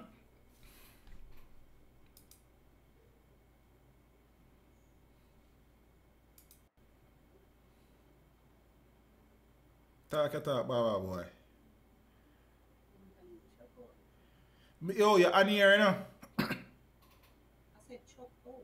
Oh, okay. Okay, I know first, you forget that. Yes, I have forgotten that. Yeah, internet is unstable tonight, but alright. So, we can go on. I might not have paid my bill. I just saw it go. Which over the depend over here. So. Alright. So now, stakeholders issue Mali warning. So Mali has been romanticized as a new age it jug in hip hop, referencing songs like Future's Mask Off and Rihanna's Diamonds. But as trap dancehall rises, so too has referencing songs like Navas and Skanks, Pop Mali, and Squash's trending. I wouldn't even know that. A video of Skanks performing Protocol, which includes the line, Mali get pop, whole place get hot, in Trinidad on Monday, saw the artist diving into a pool, much to patrons' delight. So music industry veteran and cultural commentator Clyde McKenzie said the current trend points to some people grappling with reality and wanting inspiration. Some people believe in those states. They are able to be more creative, McKenzie said. I suppose with some of these substances, they make you less inhibited, and people believe being less inhibited sometimes is a stimulus to creativity, because once you start letting go of the restrictions, then your mind is free to go places where it wouldn't go. Remind now, God, you know, I want to tell you. He added, it also is a means of showing how sophisticated in some instances you are, because you are aware of the international trends and you have inserted yourself into these trends. I'm glad to say, yeah, never mind. But what exactly is Mali? Yeah. Research analyst at the National Council on Drug Abuse, Yuki Atkinson, said Mali, commonly called ecstasy, it is a MDMA or synthetic drug which produces psychedelic effects that alter a person's self-awareness and that of their environment. It is a very popular nightclub drug, and it is used at music festivals and so on. Oh yeah?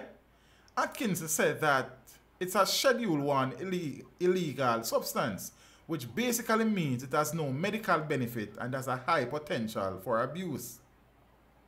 Atkins said some people put other substances in the pill which disrupt its pure form, and that can be extremely harmful. Then that must become unstable to human health. Mali's effect includes lifting one's mood and sexual arousal. Oh, so it's kind of used as an aphrodisiac as well. Okay. Ja. Some people might experience negative effects, said Atkinson. They might become anxious and agitated and have excessive sweating, or feel faint or dizzy. The short-term effects are increases in heart rate and blood pressure, muscle tension, teeth clenching. You might have nausea, blurred vision, those kinds of things. Of course, there's also the risk of unsafe sex. While she said the long-term effects are not yet fully known, she cautioned against its use and glorification. Certainly, we know that things like fatigue, loss of appetite, depression, and trouble with concentrating are the things that research has shown. So, this is not a drug that you want to play with. You don't want to play with no drug, family.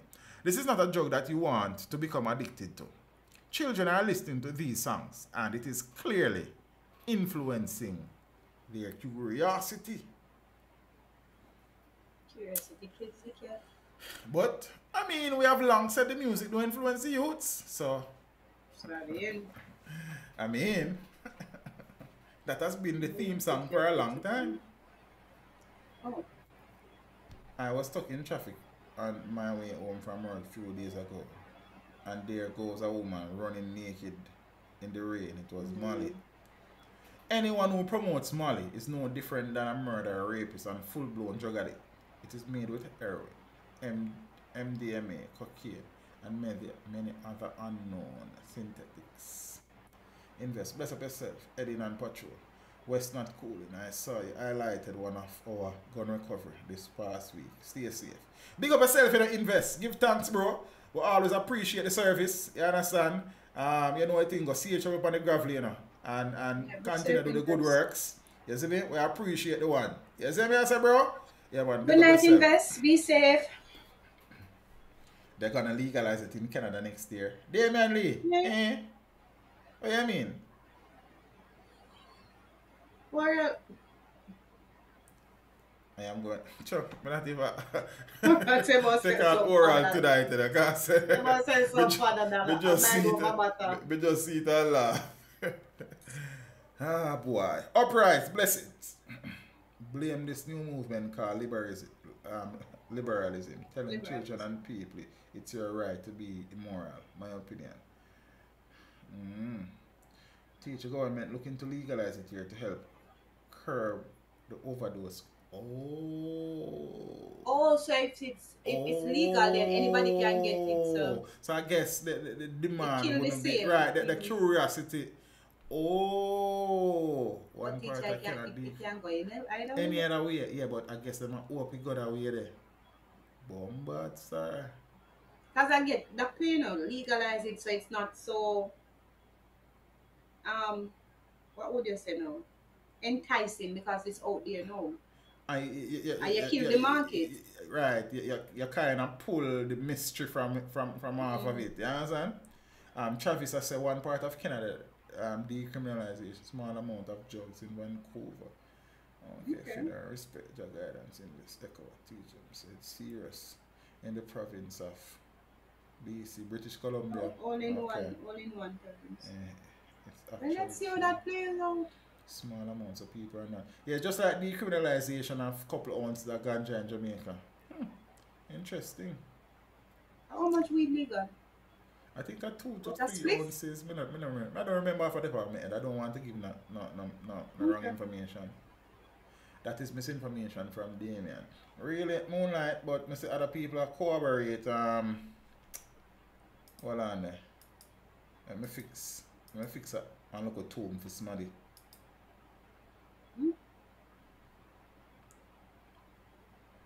Yeah, man. Legalizing Molly will only spiralize addiction rate. I only agree with positive. Okay. How are you told? It's first to respond. Naked HD fun. Send dick pics to girls with us. Then I think it's a potty shot and I run over black and steel and see what you get, man. You get a full room. Axman, teach me later. Oh God, blessings. I gotta rewatch the stream. Axman, only Axman. But Axman is a moderator. Who that? You ain't there about blue spanner. Blue spanner, yeah. No. Axman, declare yourself. Before you get an Axman. Yeah, probably somebody will just change their name. I live in Canada. And only legal substance is weed. To legalize a class A substance would be evil. Auntie. Alright, so yeah. So that's the Molly situation. Boy, I don't know. And as I said, it is been glorified in quite a few songs in the space. In dancehall, in rap, Zane. And thing. Axman. Who is Axman? I need to find out that in a class. Can't have moderator. Axman! Declare yourself. Declare yourself. If we get Axman. I don't know if somebody will change their name. It's after because I'm not familiar. If somebody will change their name. Warrior Star. Oh, Warrior Star. You are going, man. Don't do that something. You will get the Axman. Alright, bro, that's your word. Because right now, I did out for black you. Mr. Davis, so I go on. Alright, so watch out now, peeps. Toots, Tootsie Bird, his former manager wins copyright suit against his estate. That's Toots' estate, you know. So artist, manager, and producer Cabell Jeffrey Stevenson is upbeat after winning his copyright suit against the estate of scanned reggae icon Tootsie Bird of Toots and the Maytals fame, and he is adamant that Toots would be happy. I'm not sure about that still. Right. Toots would not want it any other way, the thrilled Stevenson said. I am sure he would say to me, "Party Jeffrey, you have done right, my son, and this is going to help the industry. Me doubt that. He would say to me, you know, we are trendsetters. Toots is a trendsetter. He is number one for a lot of things, and even in death, he becomes a number one for exercising justice. I love my boss. Now, a former manager of Toots, Stevenson, took the estate to court in a bid to force the executors to hand over a Samsung hard drive containing songs for an album project that he was working on with Jupe Lion, okay, a singer, who is signed to him. Now, court documents state that in early 2020, Stevenson commenced the process of recording material for the compilation and release of an album by Jupe Lion. Mr. Stevenson indicated that he did this at the studio owned and operated by Mr. Hibbert. Oh, okay. Toots was also the producer of the project, but Stevenson was the executive producer, the person who was spending the money to fund the project. Now, following Toots' death on September 11, 2020, the estate detained the hard drive. In an effort to recover it, Stevenson took the estate, Doreen Hibbert, widow of Toots, and Cressidia Rattigan and Liba Thomas in their capacity as named executors to court. The matter was heard on February 7th to 11, on March 4 and June 1, 2020. Stevenson defended his action. I had made arrangements with Mrs. Hibbert. I called her many times so that we could sit down, and she keeps saying that she would meet with us, but she did not. So I had no other choice but to go through the courts to finalize on this. The fact is that others in the industry would go another route, but I couldn't do that. I am feeling very good about the result, not just for myself, but for the industry. Others will have their rights protected, and the international community will see that we in Jamaica are moving in the right way by using the court to resolve our dispute. Stevens said. He added, I miss Toots, and I know that he is satisfied today that we have exercised our rights, and that is what he wanted. According to court documents, Stevenson spent US $81,000 on the production. Oh, cool. Of the album, and he stands to lose all that unless he is able to enter into an agreement for the commercialization of the album. May I understand that? He claims cost and any other order this honorable court deems fit. Oh. Now, attorney at law Keith Bishop appeared for Stevens, while Queen's Counsel Ian Wilkins appeared on behalf of Hibbert and Thomas. And something. Oh, I understand why. It's a pity say that for reach us still. Mm-hmm. I understand. I don't think Toots them please say reach us still. As Cabela say, but yeah, I know anything. Oh, I did have this, you know, that one chicken leg dinner something.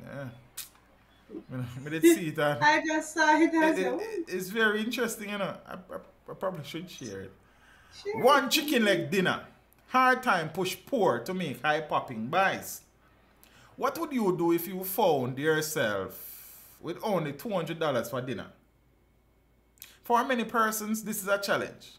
However, Pat, a former sugar worker, makes fixing dinner on this measly budget look easy.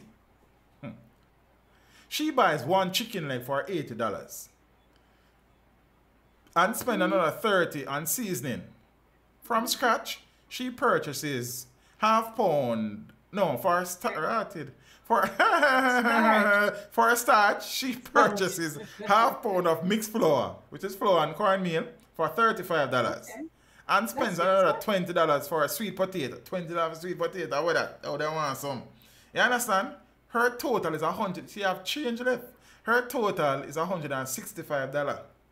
So she couldn't get one more chicken leg, half a chicken leg.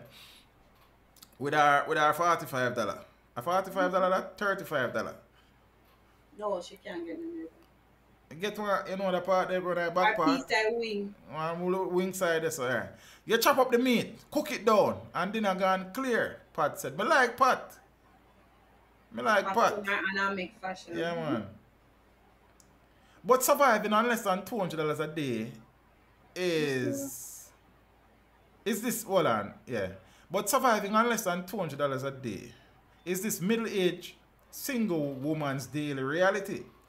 On days when she does not feel for a change in protein source, she purchases half pound of chicken gizzard or a few pieces of turkey neck. but she has to keep an eye on her near empty purse. Wow. I never thought a woman would come and want one chicken leg and wing, shop operator Brent Knowles said. The Trelawney-based businessman said that Pat is not unique in her shopping habits. He said that he has been making odd sales like a half of a chicken breast to people who have little money to spend. Half a chicken breast. The people who buy small amounts of meat come from all different classes, but it's mostly single people. Those with small families will buy like half pound of mixed parts, and cook it down brown stew or curry, Knowles said. Pat, he notes, has been without a regular income since the closure of the Long Pond Sugar Factory in 2017. Your internet started out now. Other displaced sugar workers have been forced to buy in small quantities due to limited cash and the fact that they have no electricity in the barracks that they still occupy. Oh. Alpha, a St. Thomas native who moved to Trelawney years ago to work on the sugar estate, said he and other persons found it hard to make ends meet. A number of us went to June, a shopkeeper, and asked her to sell us small amount of food. He said, June obliged, and soon after word got around that the shopkeeper was prepared to sell small portions, June wise. You understand? Since then, June has been selling sugar by the teaspoon, a squeeze of toothpaste, single frankfurter, and bread by the slice. Whoa. I know about the toothpaste thing though, from like inner city communities. Right, I know about half a bread. I don't know a slice of bread. I know about one franc still. Like squeeze of toothpaste and the one. Oh, I never know about a squeeze of toothpaste still. Yeah, man. They live alone in the shared barracks and they just live from day to day. These people are survivors. They buy a drinks bottle of liquid soap. It is used to wash clothes and bathe. Some people would not do it, but for them it is normal, said Swaby. We eat 3 meals a day, breakfast, lunch and dinner, but they sometimes eat 1 meal for the day. Wow. In the meantime, Knowles, who has been operating his grocery for the past 7 years, said that the purchase of small portions of meat has been a recent phenomenon. When I started, there was no small selling. Over time, the prices went up and salaries remained stable. Our people lost jobs, especially in the hotel sector during the height of COVID-19, the shopkeeper said. He noted that food prices have been flying skyward, making it difficult for persons with low or limited income to buy the items they truly want. Chicken back started at $110, and it is now at $205 a pound. At $205 a pound for back. 1 pound of chicken was $180 per pound, and now it is $400. A $400 a pound for chicken? Not their purchase. That frightened me, because I don't know. Yeah, $4 bills. chicken. The shopkeeper continued, there was a time when on a Sunday morning, I would take out a box of mixed parts, weighing 40 pounds, and by 10 o'clock it sold out. Now it takes all day because people just buy for a meal. They buy like 3 chicken nuggets and 1 frankfurter. In order to sell, I have to cut to fit the desire of the customers. That makes a lot of sense. Whoa! Alright, so first thing first, we have to give God thanks.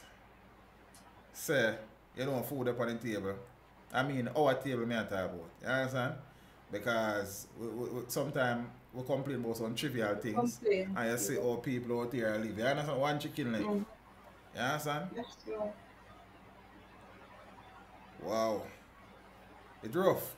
And it brings me back to... we need to count our blessings. It brings me back to the conversation that we were having during the COVID time, you know, when you versus me, when I say, no, I think if you lock for a little longer, I say about cis. Nah, man, you have some people out there have struggle with cis, man.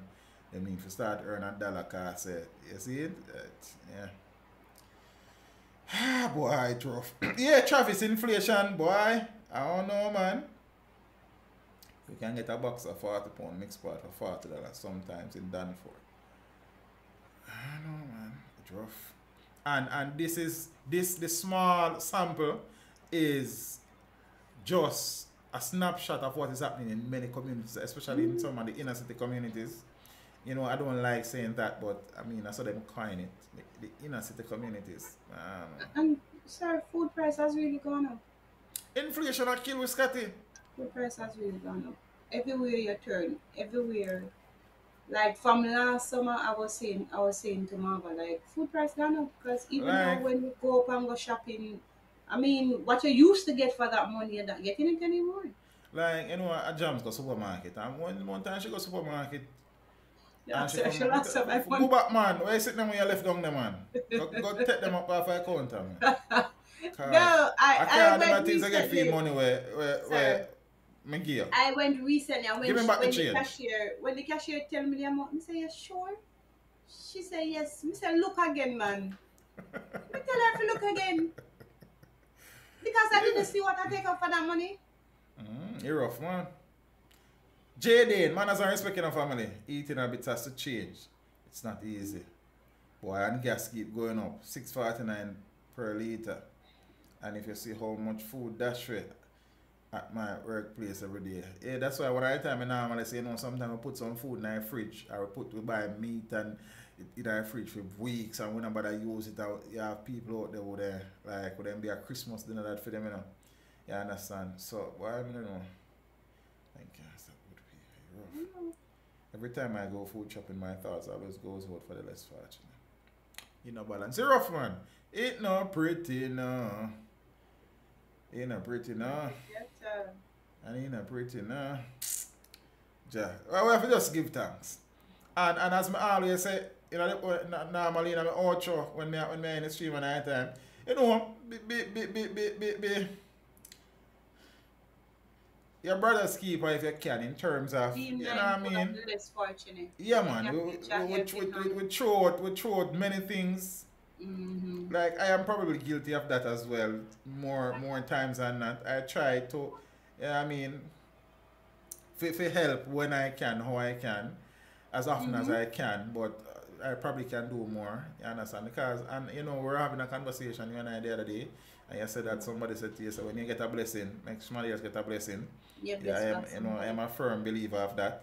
You understand? And you know we do many things just Yeah.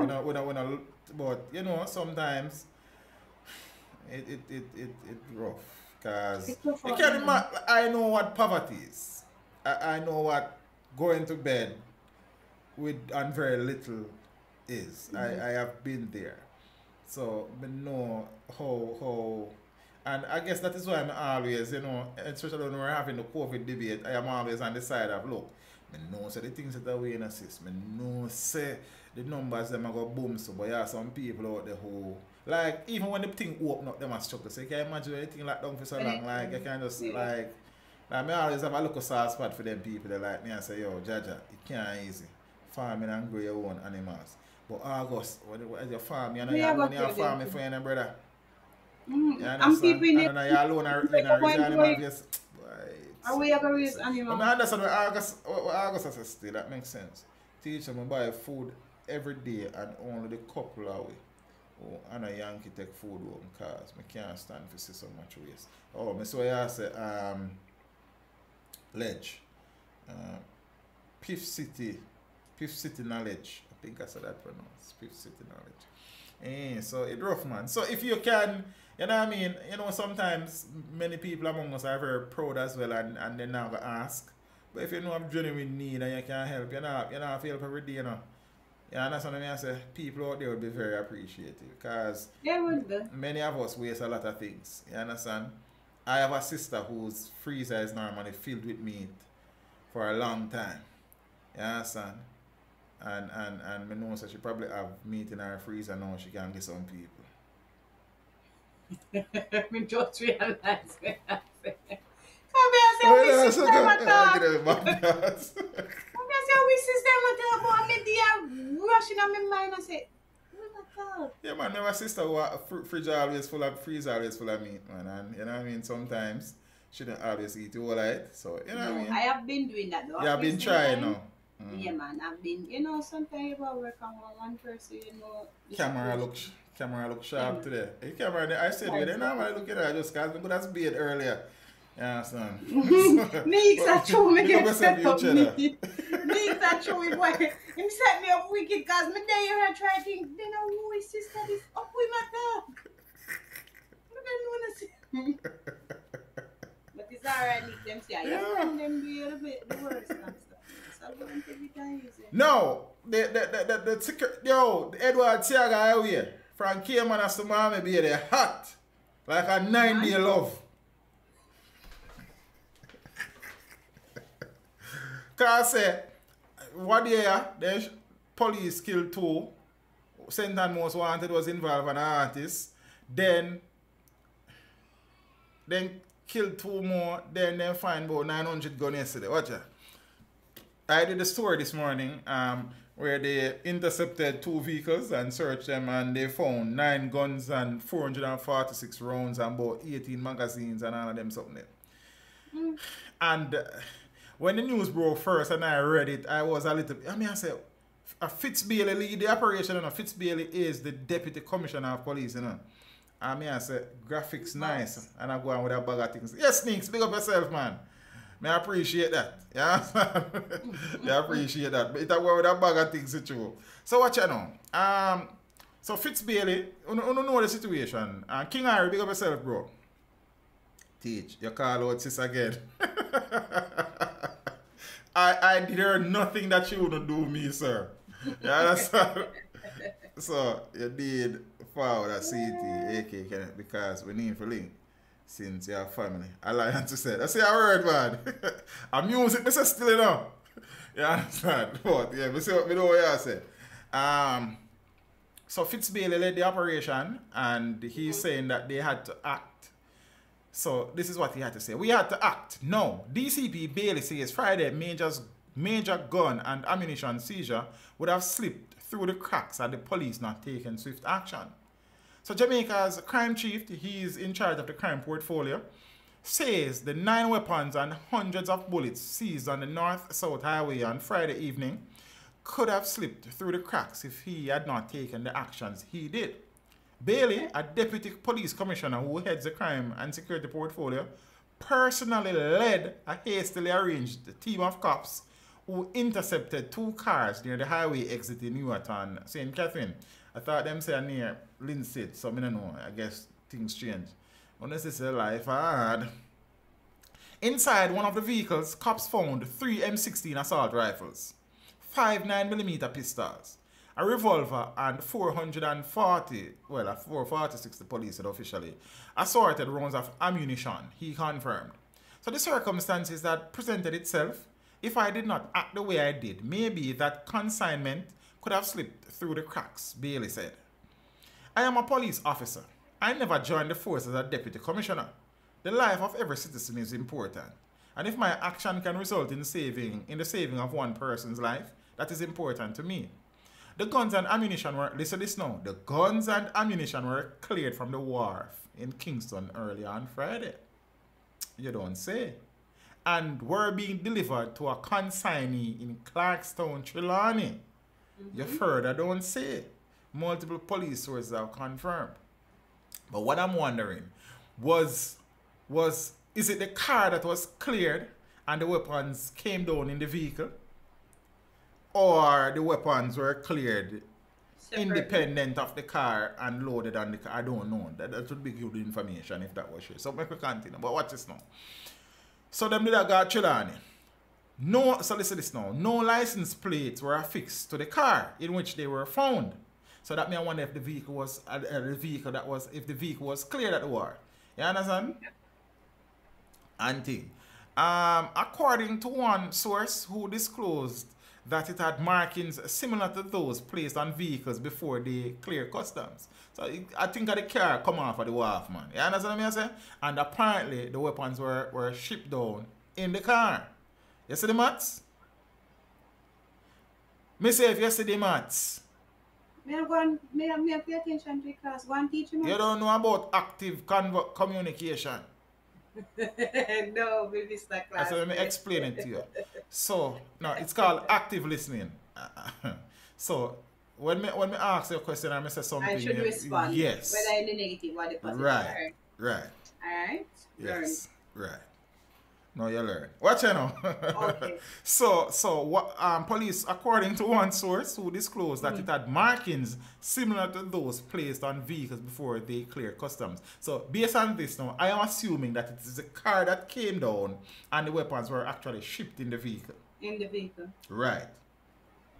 Alright, me and what so she see the maths. Because she don't count well. 3 persons, see again, me tell you say the editor them is not me. So it should be 3 people who were apprehended in connection with the weapons remained in custody.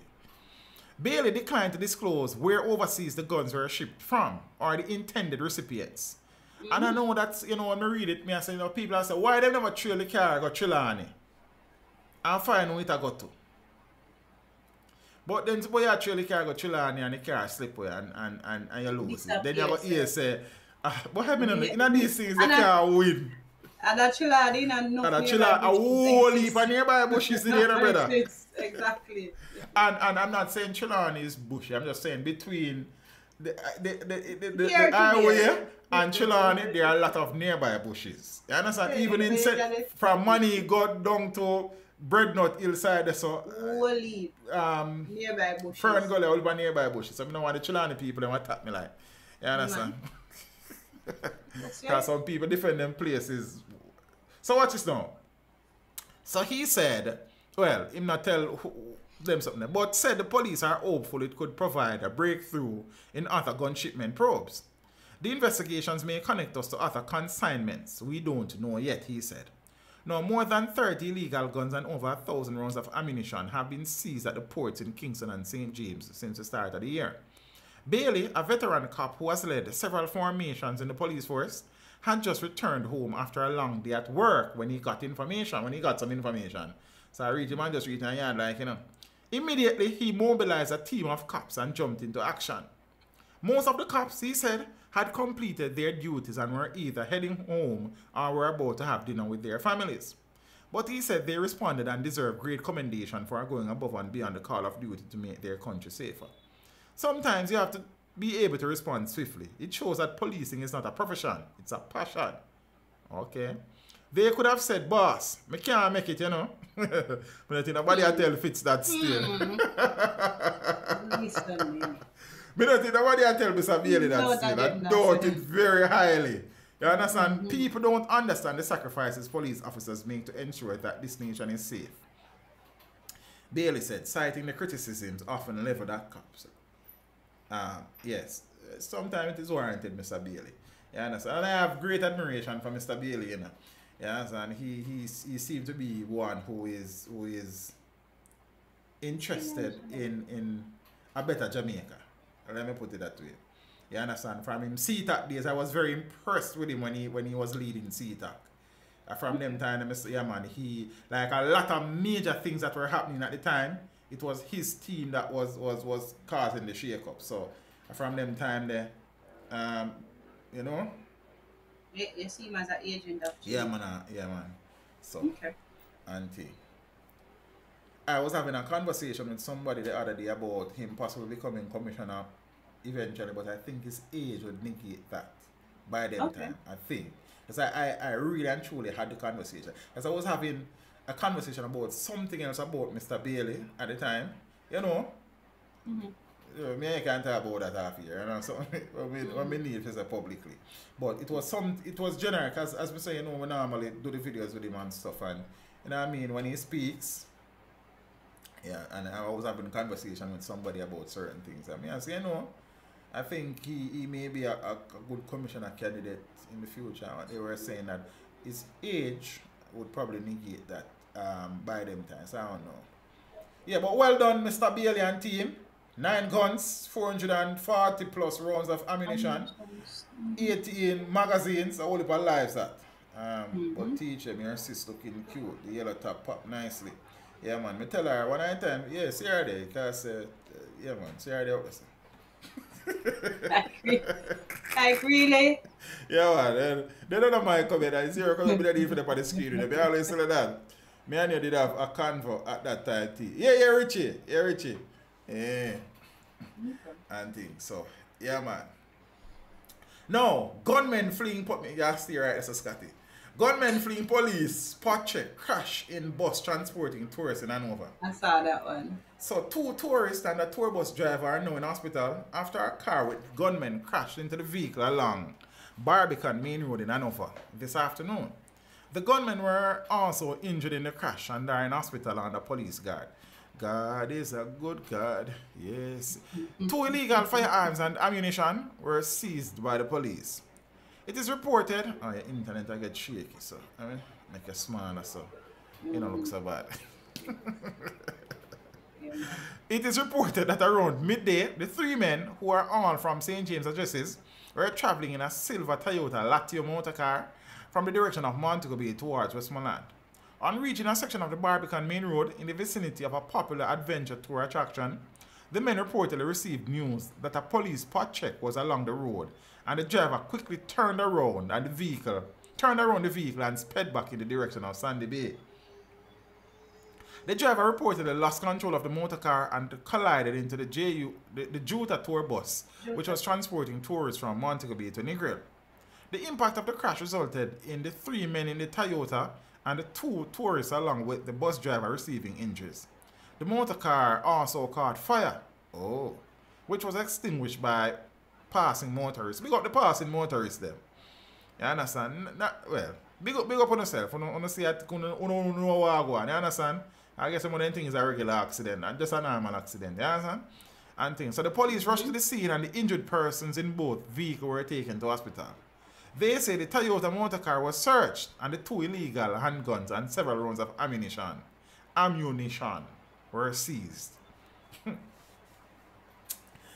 Ah boy, man, them are run from cops and end up in the hospital. Gunmen are coming too close to the cash cow tourists. I would service provider. I'm more shaky. How did you sell? You know what service provider I got? Yeah, I'm coming here. That's started a few times veranda. I'm not keep no secret for nobody. How did you sell me have to? But I don't know why Scotty won't say so. You even not pay me bill? My one always stable most of the times. But if you never pay a bill, your owner have no internet, mama. So, can't keep up with them more time. That hot bed of crime something me too long. Me just see it. What you saying? One place. It's a wicked boy. I see that. So peeps, the murder situation continues unabated here, man. Like, me not look. As I want to ask you a couple questions concerning that seizure that Mr. Bailey did. Yes. I never did there, no. So you say you asked me some question. I wasn't there. But that's what I make you know from early. I know that. Okay. I'm glad you know that. Yes. Because I think maybe in that time we were having other conversations. I know you were there. But I'm saying, how were they cleared at the wall? Right. It's not. And as I'm saying to you, I don't think it was the guns. In my view, based on my understanding, they were shipped down in the vehicle. With the, right. So yeah. So what? The vehicle is scanned on them something there? No. So I'm saying that how did they come through customs? The vehicle come through the yes, vehicle. And I get that, but they were in the vehicle. Right, so you can put gun in some part of some vehicle where hard to discover a custom, man. Cause I see all video man I put gun on a gas tank, pull down your gun and in a gas tank and all of them sitting in a whole heap of places in a vehicle if you know what you do, you can conceal weapons. Okay. You understand? So when I think then company then put them for one counter a custom and then clear them. But again, I am not 100%. I am just using context clues from the article because it says the car had on markings and stickers that normally show up on vehicle just come through customs. So I am assuming that the vehicle was shipped down and the weapons were shipped down inside the vehicle. Okay. I am assuming based on my interpretation. So I don't know. Zane? So a very good question that still, but and you know me can check it out still if you are so moved. Yeah, just curious about it. But I suspect, I'm not 100% sure, but just analyzing what the article says, it seemed that way to me. So I guess there more specifics could have been given, but I guess who asked the question them. Because I didn't ask a question if I needed an interview Mr. Bailey. Not even knife me not like. Teach them must search this that they not report that they found the first tree. Hold on. Report that did they not report? No, they said they found the first tree in the car and then they brought the car to the St. Catherine North Police Headquarters or so. Let me see if I can find some. One next article. No, I'm gonna lose that. Let me see something.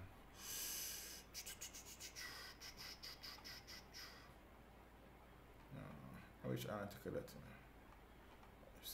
I search it. More guns. No, I'm not find. But I think they found 3 guns first in the vehicle and then they brought it to either the St. Catherine North or South Police Division headquarters and further searched it. So a deeper search of the vehicle and they found the rest of the items. So I don't know that they found them in any box. If that was said, I haven't seen or hear of it click. See, so I don't know if that was stated, but the articles that I have access to haven't mentioned or did not mention that. See? And I also had the official police release. As a matter of fact, let me see something. May I read from the official police statement?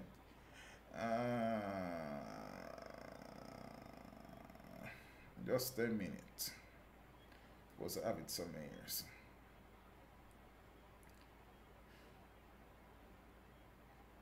Right, so this is what was posted on the police's website.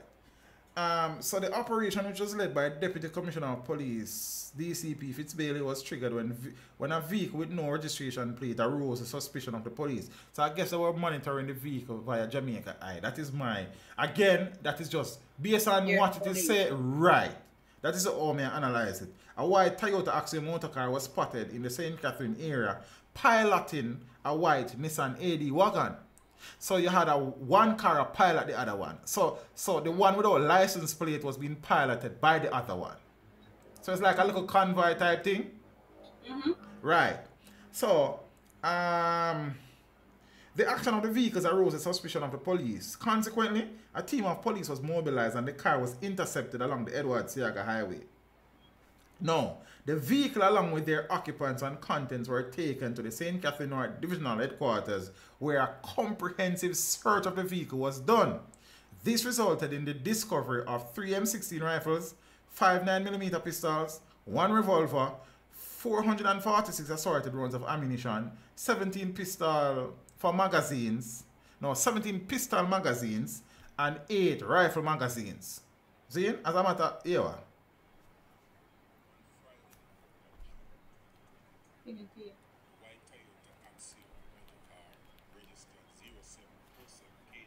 I'm a player. Spotted in this on Friday the 3rd of June 2022, a white Toyota Axio motor car registered 0747 KD was spotted in the St. Catherine area piloting a white AD wagon which was unregistered. The action of the vehicle arose the suspicion of the police. Consequently, a team of police officers was mobilized and the car was intercepted on the Edward Seaga Highway in the vicinity of the Linstead exit about 8 in the evening.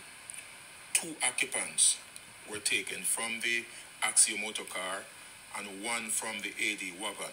A preliminary search of the vehicles was done on the location. The AD wagon had several packages in the back, and during the search, 3 firearms were identified.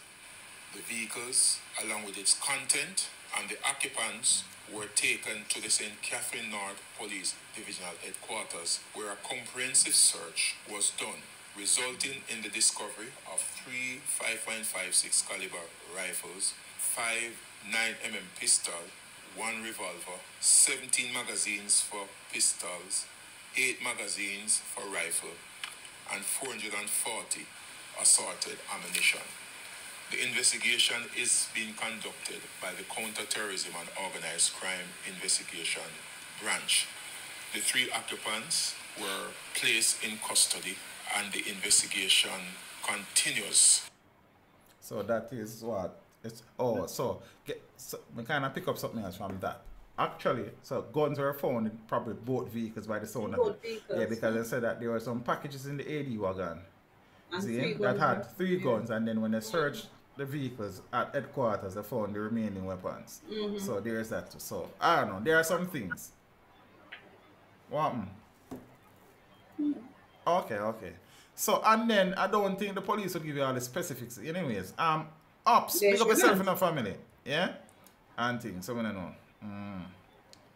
Girlfriend, put on a smile, no. Girlfriend, put on a smile, no. Oh. So if you just sit down and laugh at me, man. Alright, so I can't yeah, man. smile. So now, yeah. But so yeah, that was a very good question actually, Scotty. Me just don't know. You understand? I could see the info that you so desire though. It's not Go a ahead. problem. That is not a problem. Hopefully I get it. Alright. So we skip through some things. Do you know if police use the guns they seize? I have no idea, sir. That's a question I hope to put to somebody who is a very high rank in the Jamaica Constabulary Force someday if I get the opportunity to speak to them. As in, what happened to the gun? Like, I'm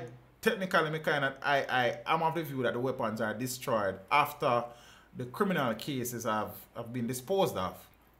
Zane? So I don't think that is just me. And then when I like speak to things that I'm not sure about. Yeah, but I don't think that those weapons are used by police officers. Procedurally, is a thing in the JC. I don't know, but hopefully I get to ask these questions one day. Remember, somebody tell if you run for police commissioner. You don't run for police commissioner still. It's not a seat. Listen to me. No, sir. My little ear where I thin out. No, sir. When it grade, I look extra thinner. No. How do they get this out implants? Plus, me have a bag of man and walk back at me and then say, me not love that. Me not love that for myself. You understand? Get to wish implants. Before some ball my head, man. That me I tell you, boy implants. Yeah, Imagine you with a bald head. Yeah, it just like a big bald head, what you mean? That's that funny. As I said that, remember one time I'm in a grade 7, you know. Just got high school, you know. One girl, she in a grade 11. Pretty, you know. You understand? And one lunchtime, and then just Billy tank up at school. Then just a Billy tank up at school. And tank the name white vendor they used to sell and I go up there. Yeah. You know, I'm a boy from a long time. You understand? So I step to her. I'm in that grade 7, you know. Right and presumptuous. Yeah, and the girls are more friends and say head big like a world.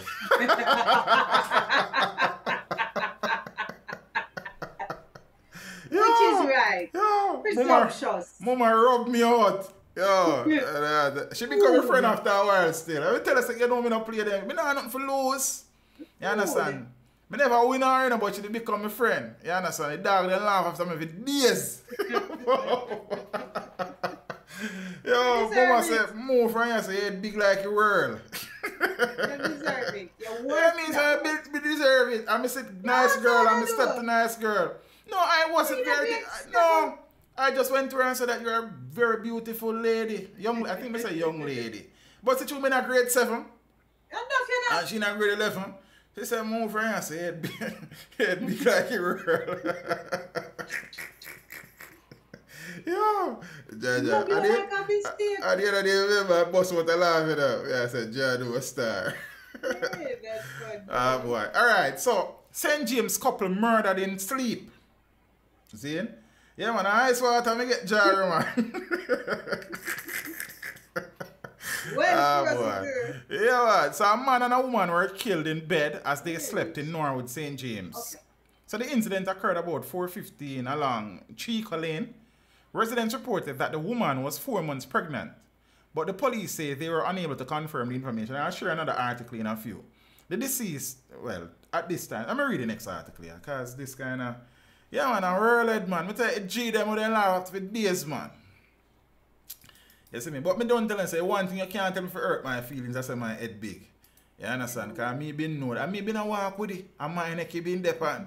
You understand what I say? So you can't tell me say my head big. Me know that before you. Tell me something else, man. You see? But me I tell you, say, at lunchtime, you know, so the whole of youth them out here, you know, brother. You understand? And I say, me I step to Shorty, you know. Yeah. Make sure no one should look nice. Say, move from here, say, head big like a world. Good night, Ace. How are you? Jaja. Alright, so what you know? So slain pregnant woman had children with alleged gang leader. So this was in relation to... What you say? You remember one night I sit and you ask me, I say, what you see? Tell me what you see there, my sister. Me tell you what me say one night, you know, what you see? All of that, this... Right, me get that. I say what you see. No, I'll show what I saw. Slain pregnant woman had children with alleged gang leader. So the St. James police have confirmed that a pregnant woman who was shot dead over the weekend in the arms of her teenage lover at her home in Norwood, St. James, is the baby mother of an accused gang leader currently behind bars facing murder charges. 33-year-old Suwayne Pennicott, otherwise called Susu, and who was 3 months pregnant, was killed along with 19-year-old Barrington Clark, otherwise called CJ, in the pre-dawn attack at Chico Lane in Hendon, Norwood. Both victims were unemployed. 4 youths and unemployed. 3 youths and I go 4 and unemployed. Whoa. So that way still. Reports are that about 3:50 a.m. Pennicott, who also has 4-year-old twins, was asleep with Clark in her 2-apartment house when men armed with high-powered weapons and handguns kicked off a board gate and gained entry to the yard. The gunmen then broke a window and kicked open a door to the house, after which they opened fire, hitting Pennicott and Clark multiple times before fleeing. When the police were alerted by residents, they found both deceased cuddling in the bloodied bed with several 9mm and 5.56 spent shells all over the room. Pennicott's twins were discovered unearthed in an adjoining room. I am happy that the children were not harmed though. Whoa. A senior police officer said that the woman may have been targeted because of her relationship with the accused gangster, with whom she had the twins, and Clark, who hailed from the adjoining community. Now, prior to the Norwood double murder, 2 other men, including a popular taxi operator, were injured in separate shooting incidents in downtown Montego Bay on Friday night. I have seen the CCTV footage from that incident, you know. Investigators told reporters at about 8:30 p.m. the 38-year-old taxi operator who resides in Cambridge, St. James, and plies the downtown Montego Bay to Cambridge route was attacked while at a taxi stand at the intersection of Barnett Street and Fish Lane. He was rushed to hospital where he was admitted in critical condition. 2 hours later, a 27-year-old man of a Norwood address was shot while seated in his Toyota Axio motor car at the Creek Street and St. Clavers Avenue stoplight. He was also taken to hospital. Since the start of the year, the parish of St. James has seen a significant increase in murders, with at least 104 people killed. Whoa! And them knows you're pregnant. 3 months pregnant people knows you're pregnant. That not really hide. You understand? And wow. No teach, they are destroyed at the cement company. Right, Dilla. Let me say I know that they are destroyed after the cases they're involved in are disposed of, you know. But you see, sometimes not being 100% sure, you just say you're not sure, you understand? And thing, your internet will get shaky against this. Why I don't know. But we can probably upgrade the internet, you know. We can sell some buckle. Back to some banana chips. And that too. 3 men murdered in Bull Bay, St. Andrew. Today that going on. 3 men were gunned down in Pleasant View, Bull Bay, St. Andrew. Well, Pleasant View wasn't for Pleasant View this morning. Early this morning, eh? Dead are 26-year-old Kevin Bonfield, otherwise called Killy, of Whitehall, St. Thomas. 29-year-old Orville Hermit, otherwise called Mr. Bean, of Pleasant Valley, Bull Bay, St. Andrew. 54-year-old Earl Jackson, otherwise called Presley, of Pleasant View, Bull Bay, St. Andrew. Now, the police report that about 12:10 a.m., The men were along a roadway when they were approached by a group of armed men who opened fire, hitting them. The police were summoned, and on their arrival, the men were seen suffering from gunshot wounds. They were taken to hospital where they were pronounced dead. And the police are appealing to anyone with information to come forward. Kill it. Kill it them. Kill it. Set away. 3 shot, 1 fatally on Windward Way. So detectives in the East Kingston Division are investigating the shooting of 3 men, 1 fatally on Windward Way, Kingston 2 last night. The deceased is 46-year-old Aubrey Myers, otherwise called Dangles, a barber of Windward Way. The police report that about 10 p.m., all 3 victims were on the roadway playing a game of cards when a motorcycle drove up with 2 men aboard. It's alleged that the pillion disembarked the motorcycle and opened gunfire at the men before they escaped. So the police were summoned and all victims were taken to hospital where Myers was pronounced dead and the other 2 admitted in stable condition. A roadside thing, brother. A roadside thing. 2 each his own still. Mateo Levi, big up yourself and your family. Give thanks. See it? Love triangle leaves 1 man dead.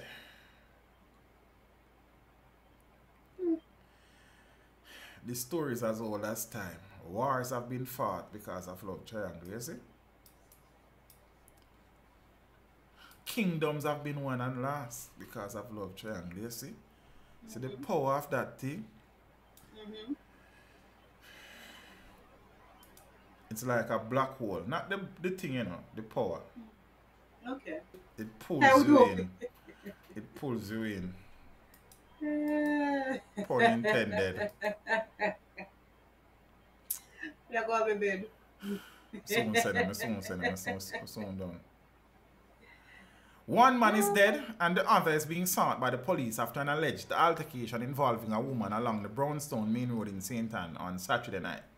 The deceased has been identified as 20-year-old Q1 Campbell, a mechanic from Enfield in the parish. The man being sought is popularly known as Jati. The names, man, the names. According to the police report, Campbell went to a nightclub in the town where he reportedly saw his girlfriend and the accused in a compromising position. Oh boy. An argument developed between Campbell and his girlfriend. It is alleged that they both left the club and went across the road to the Brownstone market where the argument escalated.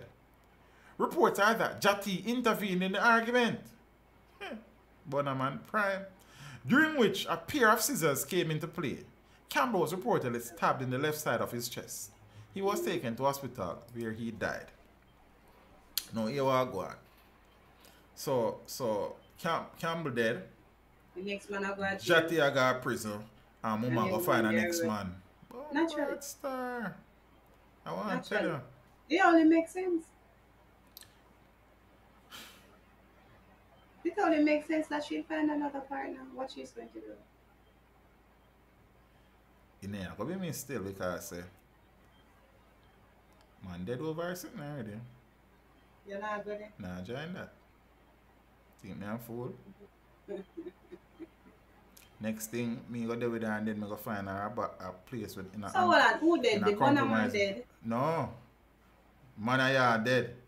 Man dead. Yeah, man go find her in a compromising position like. Man should have see the position. The love triangle thing that teach us you say is not very serious. Love triangle get tangled and turn bangle. If you enter into it willingly, and people get strangled. You never hear me say that before. If you don't enter into it willingly, I am sorry that you were caught up. Peyton, big up yourself and your family. Give thanks. James Bond, where are you? How hear about your laugh about? Alright. But say me not, brother.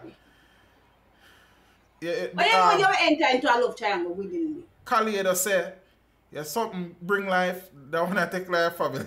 Me not depend that. Cause say, sir, you enter willingly in a triangle, you're not expect if you end like that. Yeah, see, you're not. Me a big man, I know, you know. A trick, you have to get trick. No man, me have my boots, man. I just keep up me a play, no, I'm not playing no ball. Just me alone and juggle. Yeah, so. How you laugh at? Peyton, I appreciate the contribution in the bro. And I read that. No, why you laugh, boy? No, what you said. You just get about laugh. Say me alone I'm joke. laughing at what you said. You say you alone a joke. Yeah, I'm not playing about. Keep up. Yeah, man. Sure. But don't talk to you, because you joke out the thing. Burnt body found with severed hand beside it in Arnett Gardens.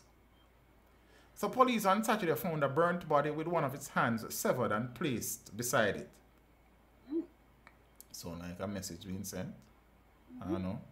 The weird discovery was made along Lincoln Avenue in Arnett Gardens, Kingston 13. Why them call it triangle? Because you have one somebody up here, so one down here, and one down here, so when you connect them, it couldn't be a square, you know. It couldn't be a circle. It's a square. Yeah, but if a three people is a triangle, sir. Yeah, sir? Yeah, man. I would shape up three sides, sir. Only triangle. Okay, alright. Unless it was the next one. Well, it could be an equilateral triangle. It could be an isosceles. It could be a scaling triangle. I don't know. You have different type of triangle for different reasons, you know. Yeah, sir. Alright. So, commanding officer for the Kingston Western Police Division, Senior Superintendent Michael Phipps, said though the body was burnt beyond recognition, it is suspected that the deceased is from the area. We are awaiting examination of the body, SSP Phipps said, adding that initial investigation suggests the deceased may be of unsound mind. Oh yeah? It is reported that about 12:15 p.m., police acting on information went to the community and discovered the unidentified body at the rear of the premises on Lincoln Avenue. Police say the body appears to be in its early 20s, about 5 feet 8 inches down. Now, following investigations, the body was removed to the morgue. Jaja. I like that. Man, I love octagon. Yes. Yes. Don't let me say it to you, man. You have that with you still, yes. It's an 8-sided affair. I would know if I never find myself in such a shape. It's such a shape. It's such a shape. That have too much car no more. Man. No, like that. Well, dancehall producer Shab arrested in connection with St. James triple murder. Music producer Linval Shabdan Thompson Jr. Somebody saying in the video sound like Mr. Leroy. I don't listen to it back yet, but it's Linval, I think, as it has been arrested in connection with last month's triple murder in Rose Heights, St. James. I did a video of this yesterday before my got interview, but you know, there's something that I want to say. Not a lot, just something. The Jamaica Constabulary Force says Thompson was arrested by members of the Joint Anti-Gang Task Force during a targeted operation in the St. Catharines South Division following preliminary investigations into several incidents. The police had named Thompson as a person of interest in the recent killings. He is expected to be questioned in the coming days in the presence of his attorney, the police said. Now, 27-year-old Chadwell Fraser, otherwise called Bomb Brain, or Chad, 24-year-old Shamario Chippy Calvin, and Tony and Two Fly Reed, 26, were shot dead at a birthday party on Mile Road in Rose Heights on May 25th. 2 other people were injured in the incident. The persons were injured in the incident. In April, the dancehall producer was freed in the gun court of firearm and ammunition charges. Yeah. So, I don't know, man. You know, Mr. Man, them run a Clans trial there, we get Acquittals recently. I tell them to use them time and be productive member of the country, and you understand what I say? And thing. I know. I think I did say the same thing about Mr. Thompson when he was acquitted last time. Like, if you know, say, the same thing that I used to say about Tommy Lee. Fam, if you know, say, you're innocent of all these things, keep straight, watch your friends them, watch your people them around you. But on the flip side of that, if you know that you're involved in things that are against the laws of the country, sort out yourself. I think I'd say the same thing for Shab. So I don't know, man. I don't know. I know, man. So we can watch it and see what I want. Because we see. The longest liver shall see. Yep. So, I have nothing more to say about that. You understand? You can't Watch just how get... it plays out. Yes. Acquitted and firearm charges and then your name and call up in a name or something. That not safe. That not healthy. That not wise. You understand what I say? Triple murder. 2 injured, so that would be a shooting with intent. Yeah, intent. So, ain't looking good.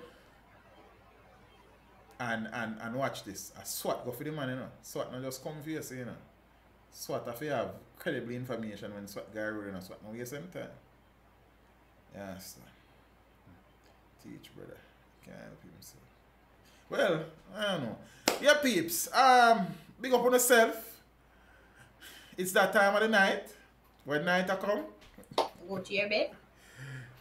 Also, I'm here up. That now keep. Plus, I start edit already, so. All the best to you.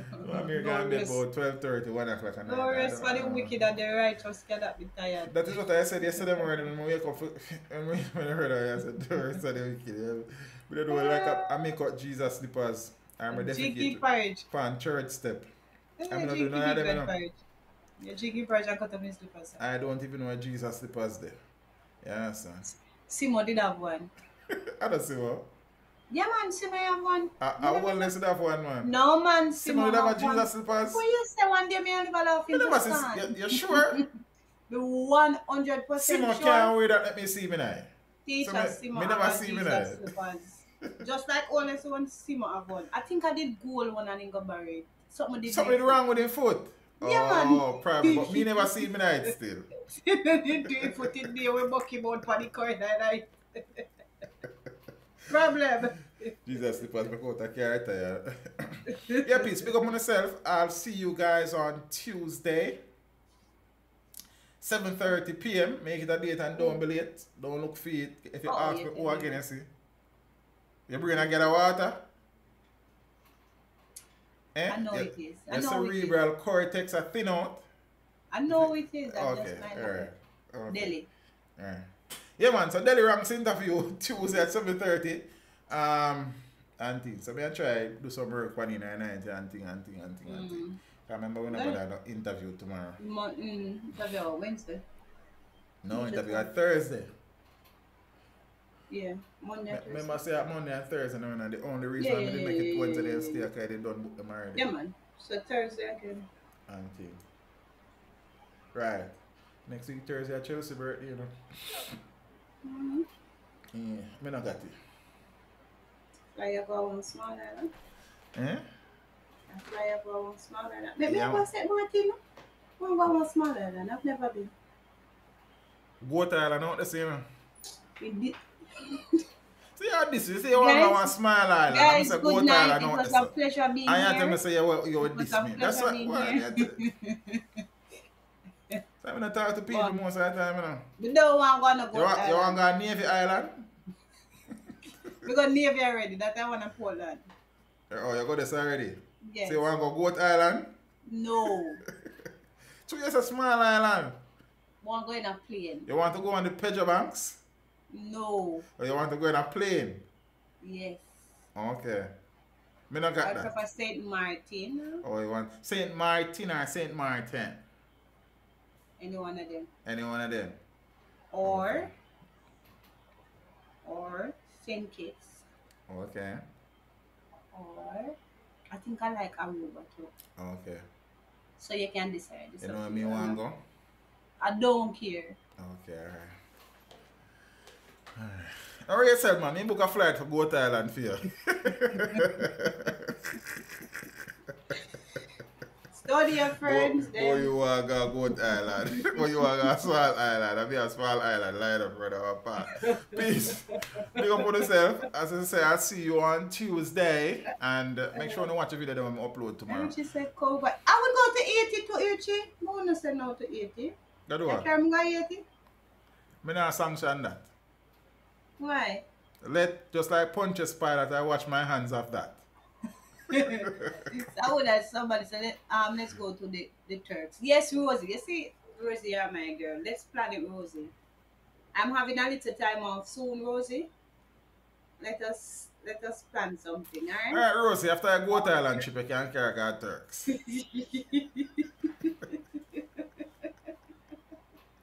Boy, you are God's wild island. Peace, big up for yourself, yeah? Appreciate the support. It was good having you guys tonight. Yeah, son. We appreciate the continuing support. For all the people that went debut, you know, all the people that were there for the first time, all the repeat viewers them, we appreciate the ones them. You know what I mean? Peace. Here the trip planning. Me have her, I got her, man. I got her. Me have her. You understand? Go tell on the thing then. You see it? I think. So have a productive week. Be safe. Make some money. Make somebody smile. And give thanks. Appreciate the small mercies. We complain about trivial things many times, and we are so blessed. And some people are out there struggling for survival, for just mere survival. And we complain about some trivial things more time. You see what I say? So we have to just give thanks. Scotty, talk to people and tapping nice. Good night, guys. Please be safe. Anything you're doing, just have your eyes open, listening, be alert on the road. Leave the phones in your pockets or in your bags. Just be alert and just be safe. And each night you reach home, you give God thanks. And each day you're leaving out, you ask for guidance for another day. It's just a day-by-day thing these days that we have to live by. But be safe. And I look forward to seeing and speaking to you again next Friday. Back road nice to do. Yeah, peace. Big up on yourself. Oh, that camera remember that one. May soon. As we said, big up, enjoy yourself, enjoy the week, make some money. You understand? And smile, man. Give thanks. So what good? Step with ya. Safe travel upon the gravel. I'm out. Thanks for tuning in to this episode of the Teach Dem Radio Show. We hope you enjoyed it as much as we did. Until the next episode, check out the Teach Dem YouTube channel for more good things from the yard. Also, we'd appreciate a rating for this episode. Until next time, walk good, my friends.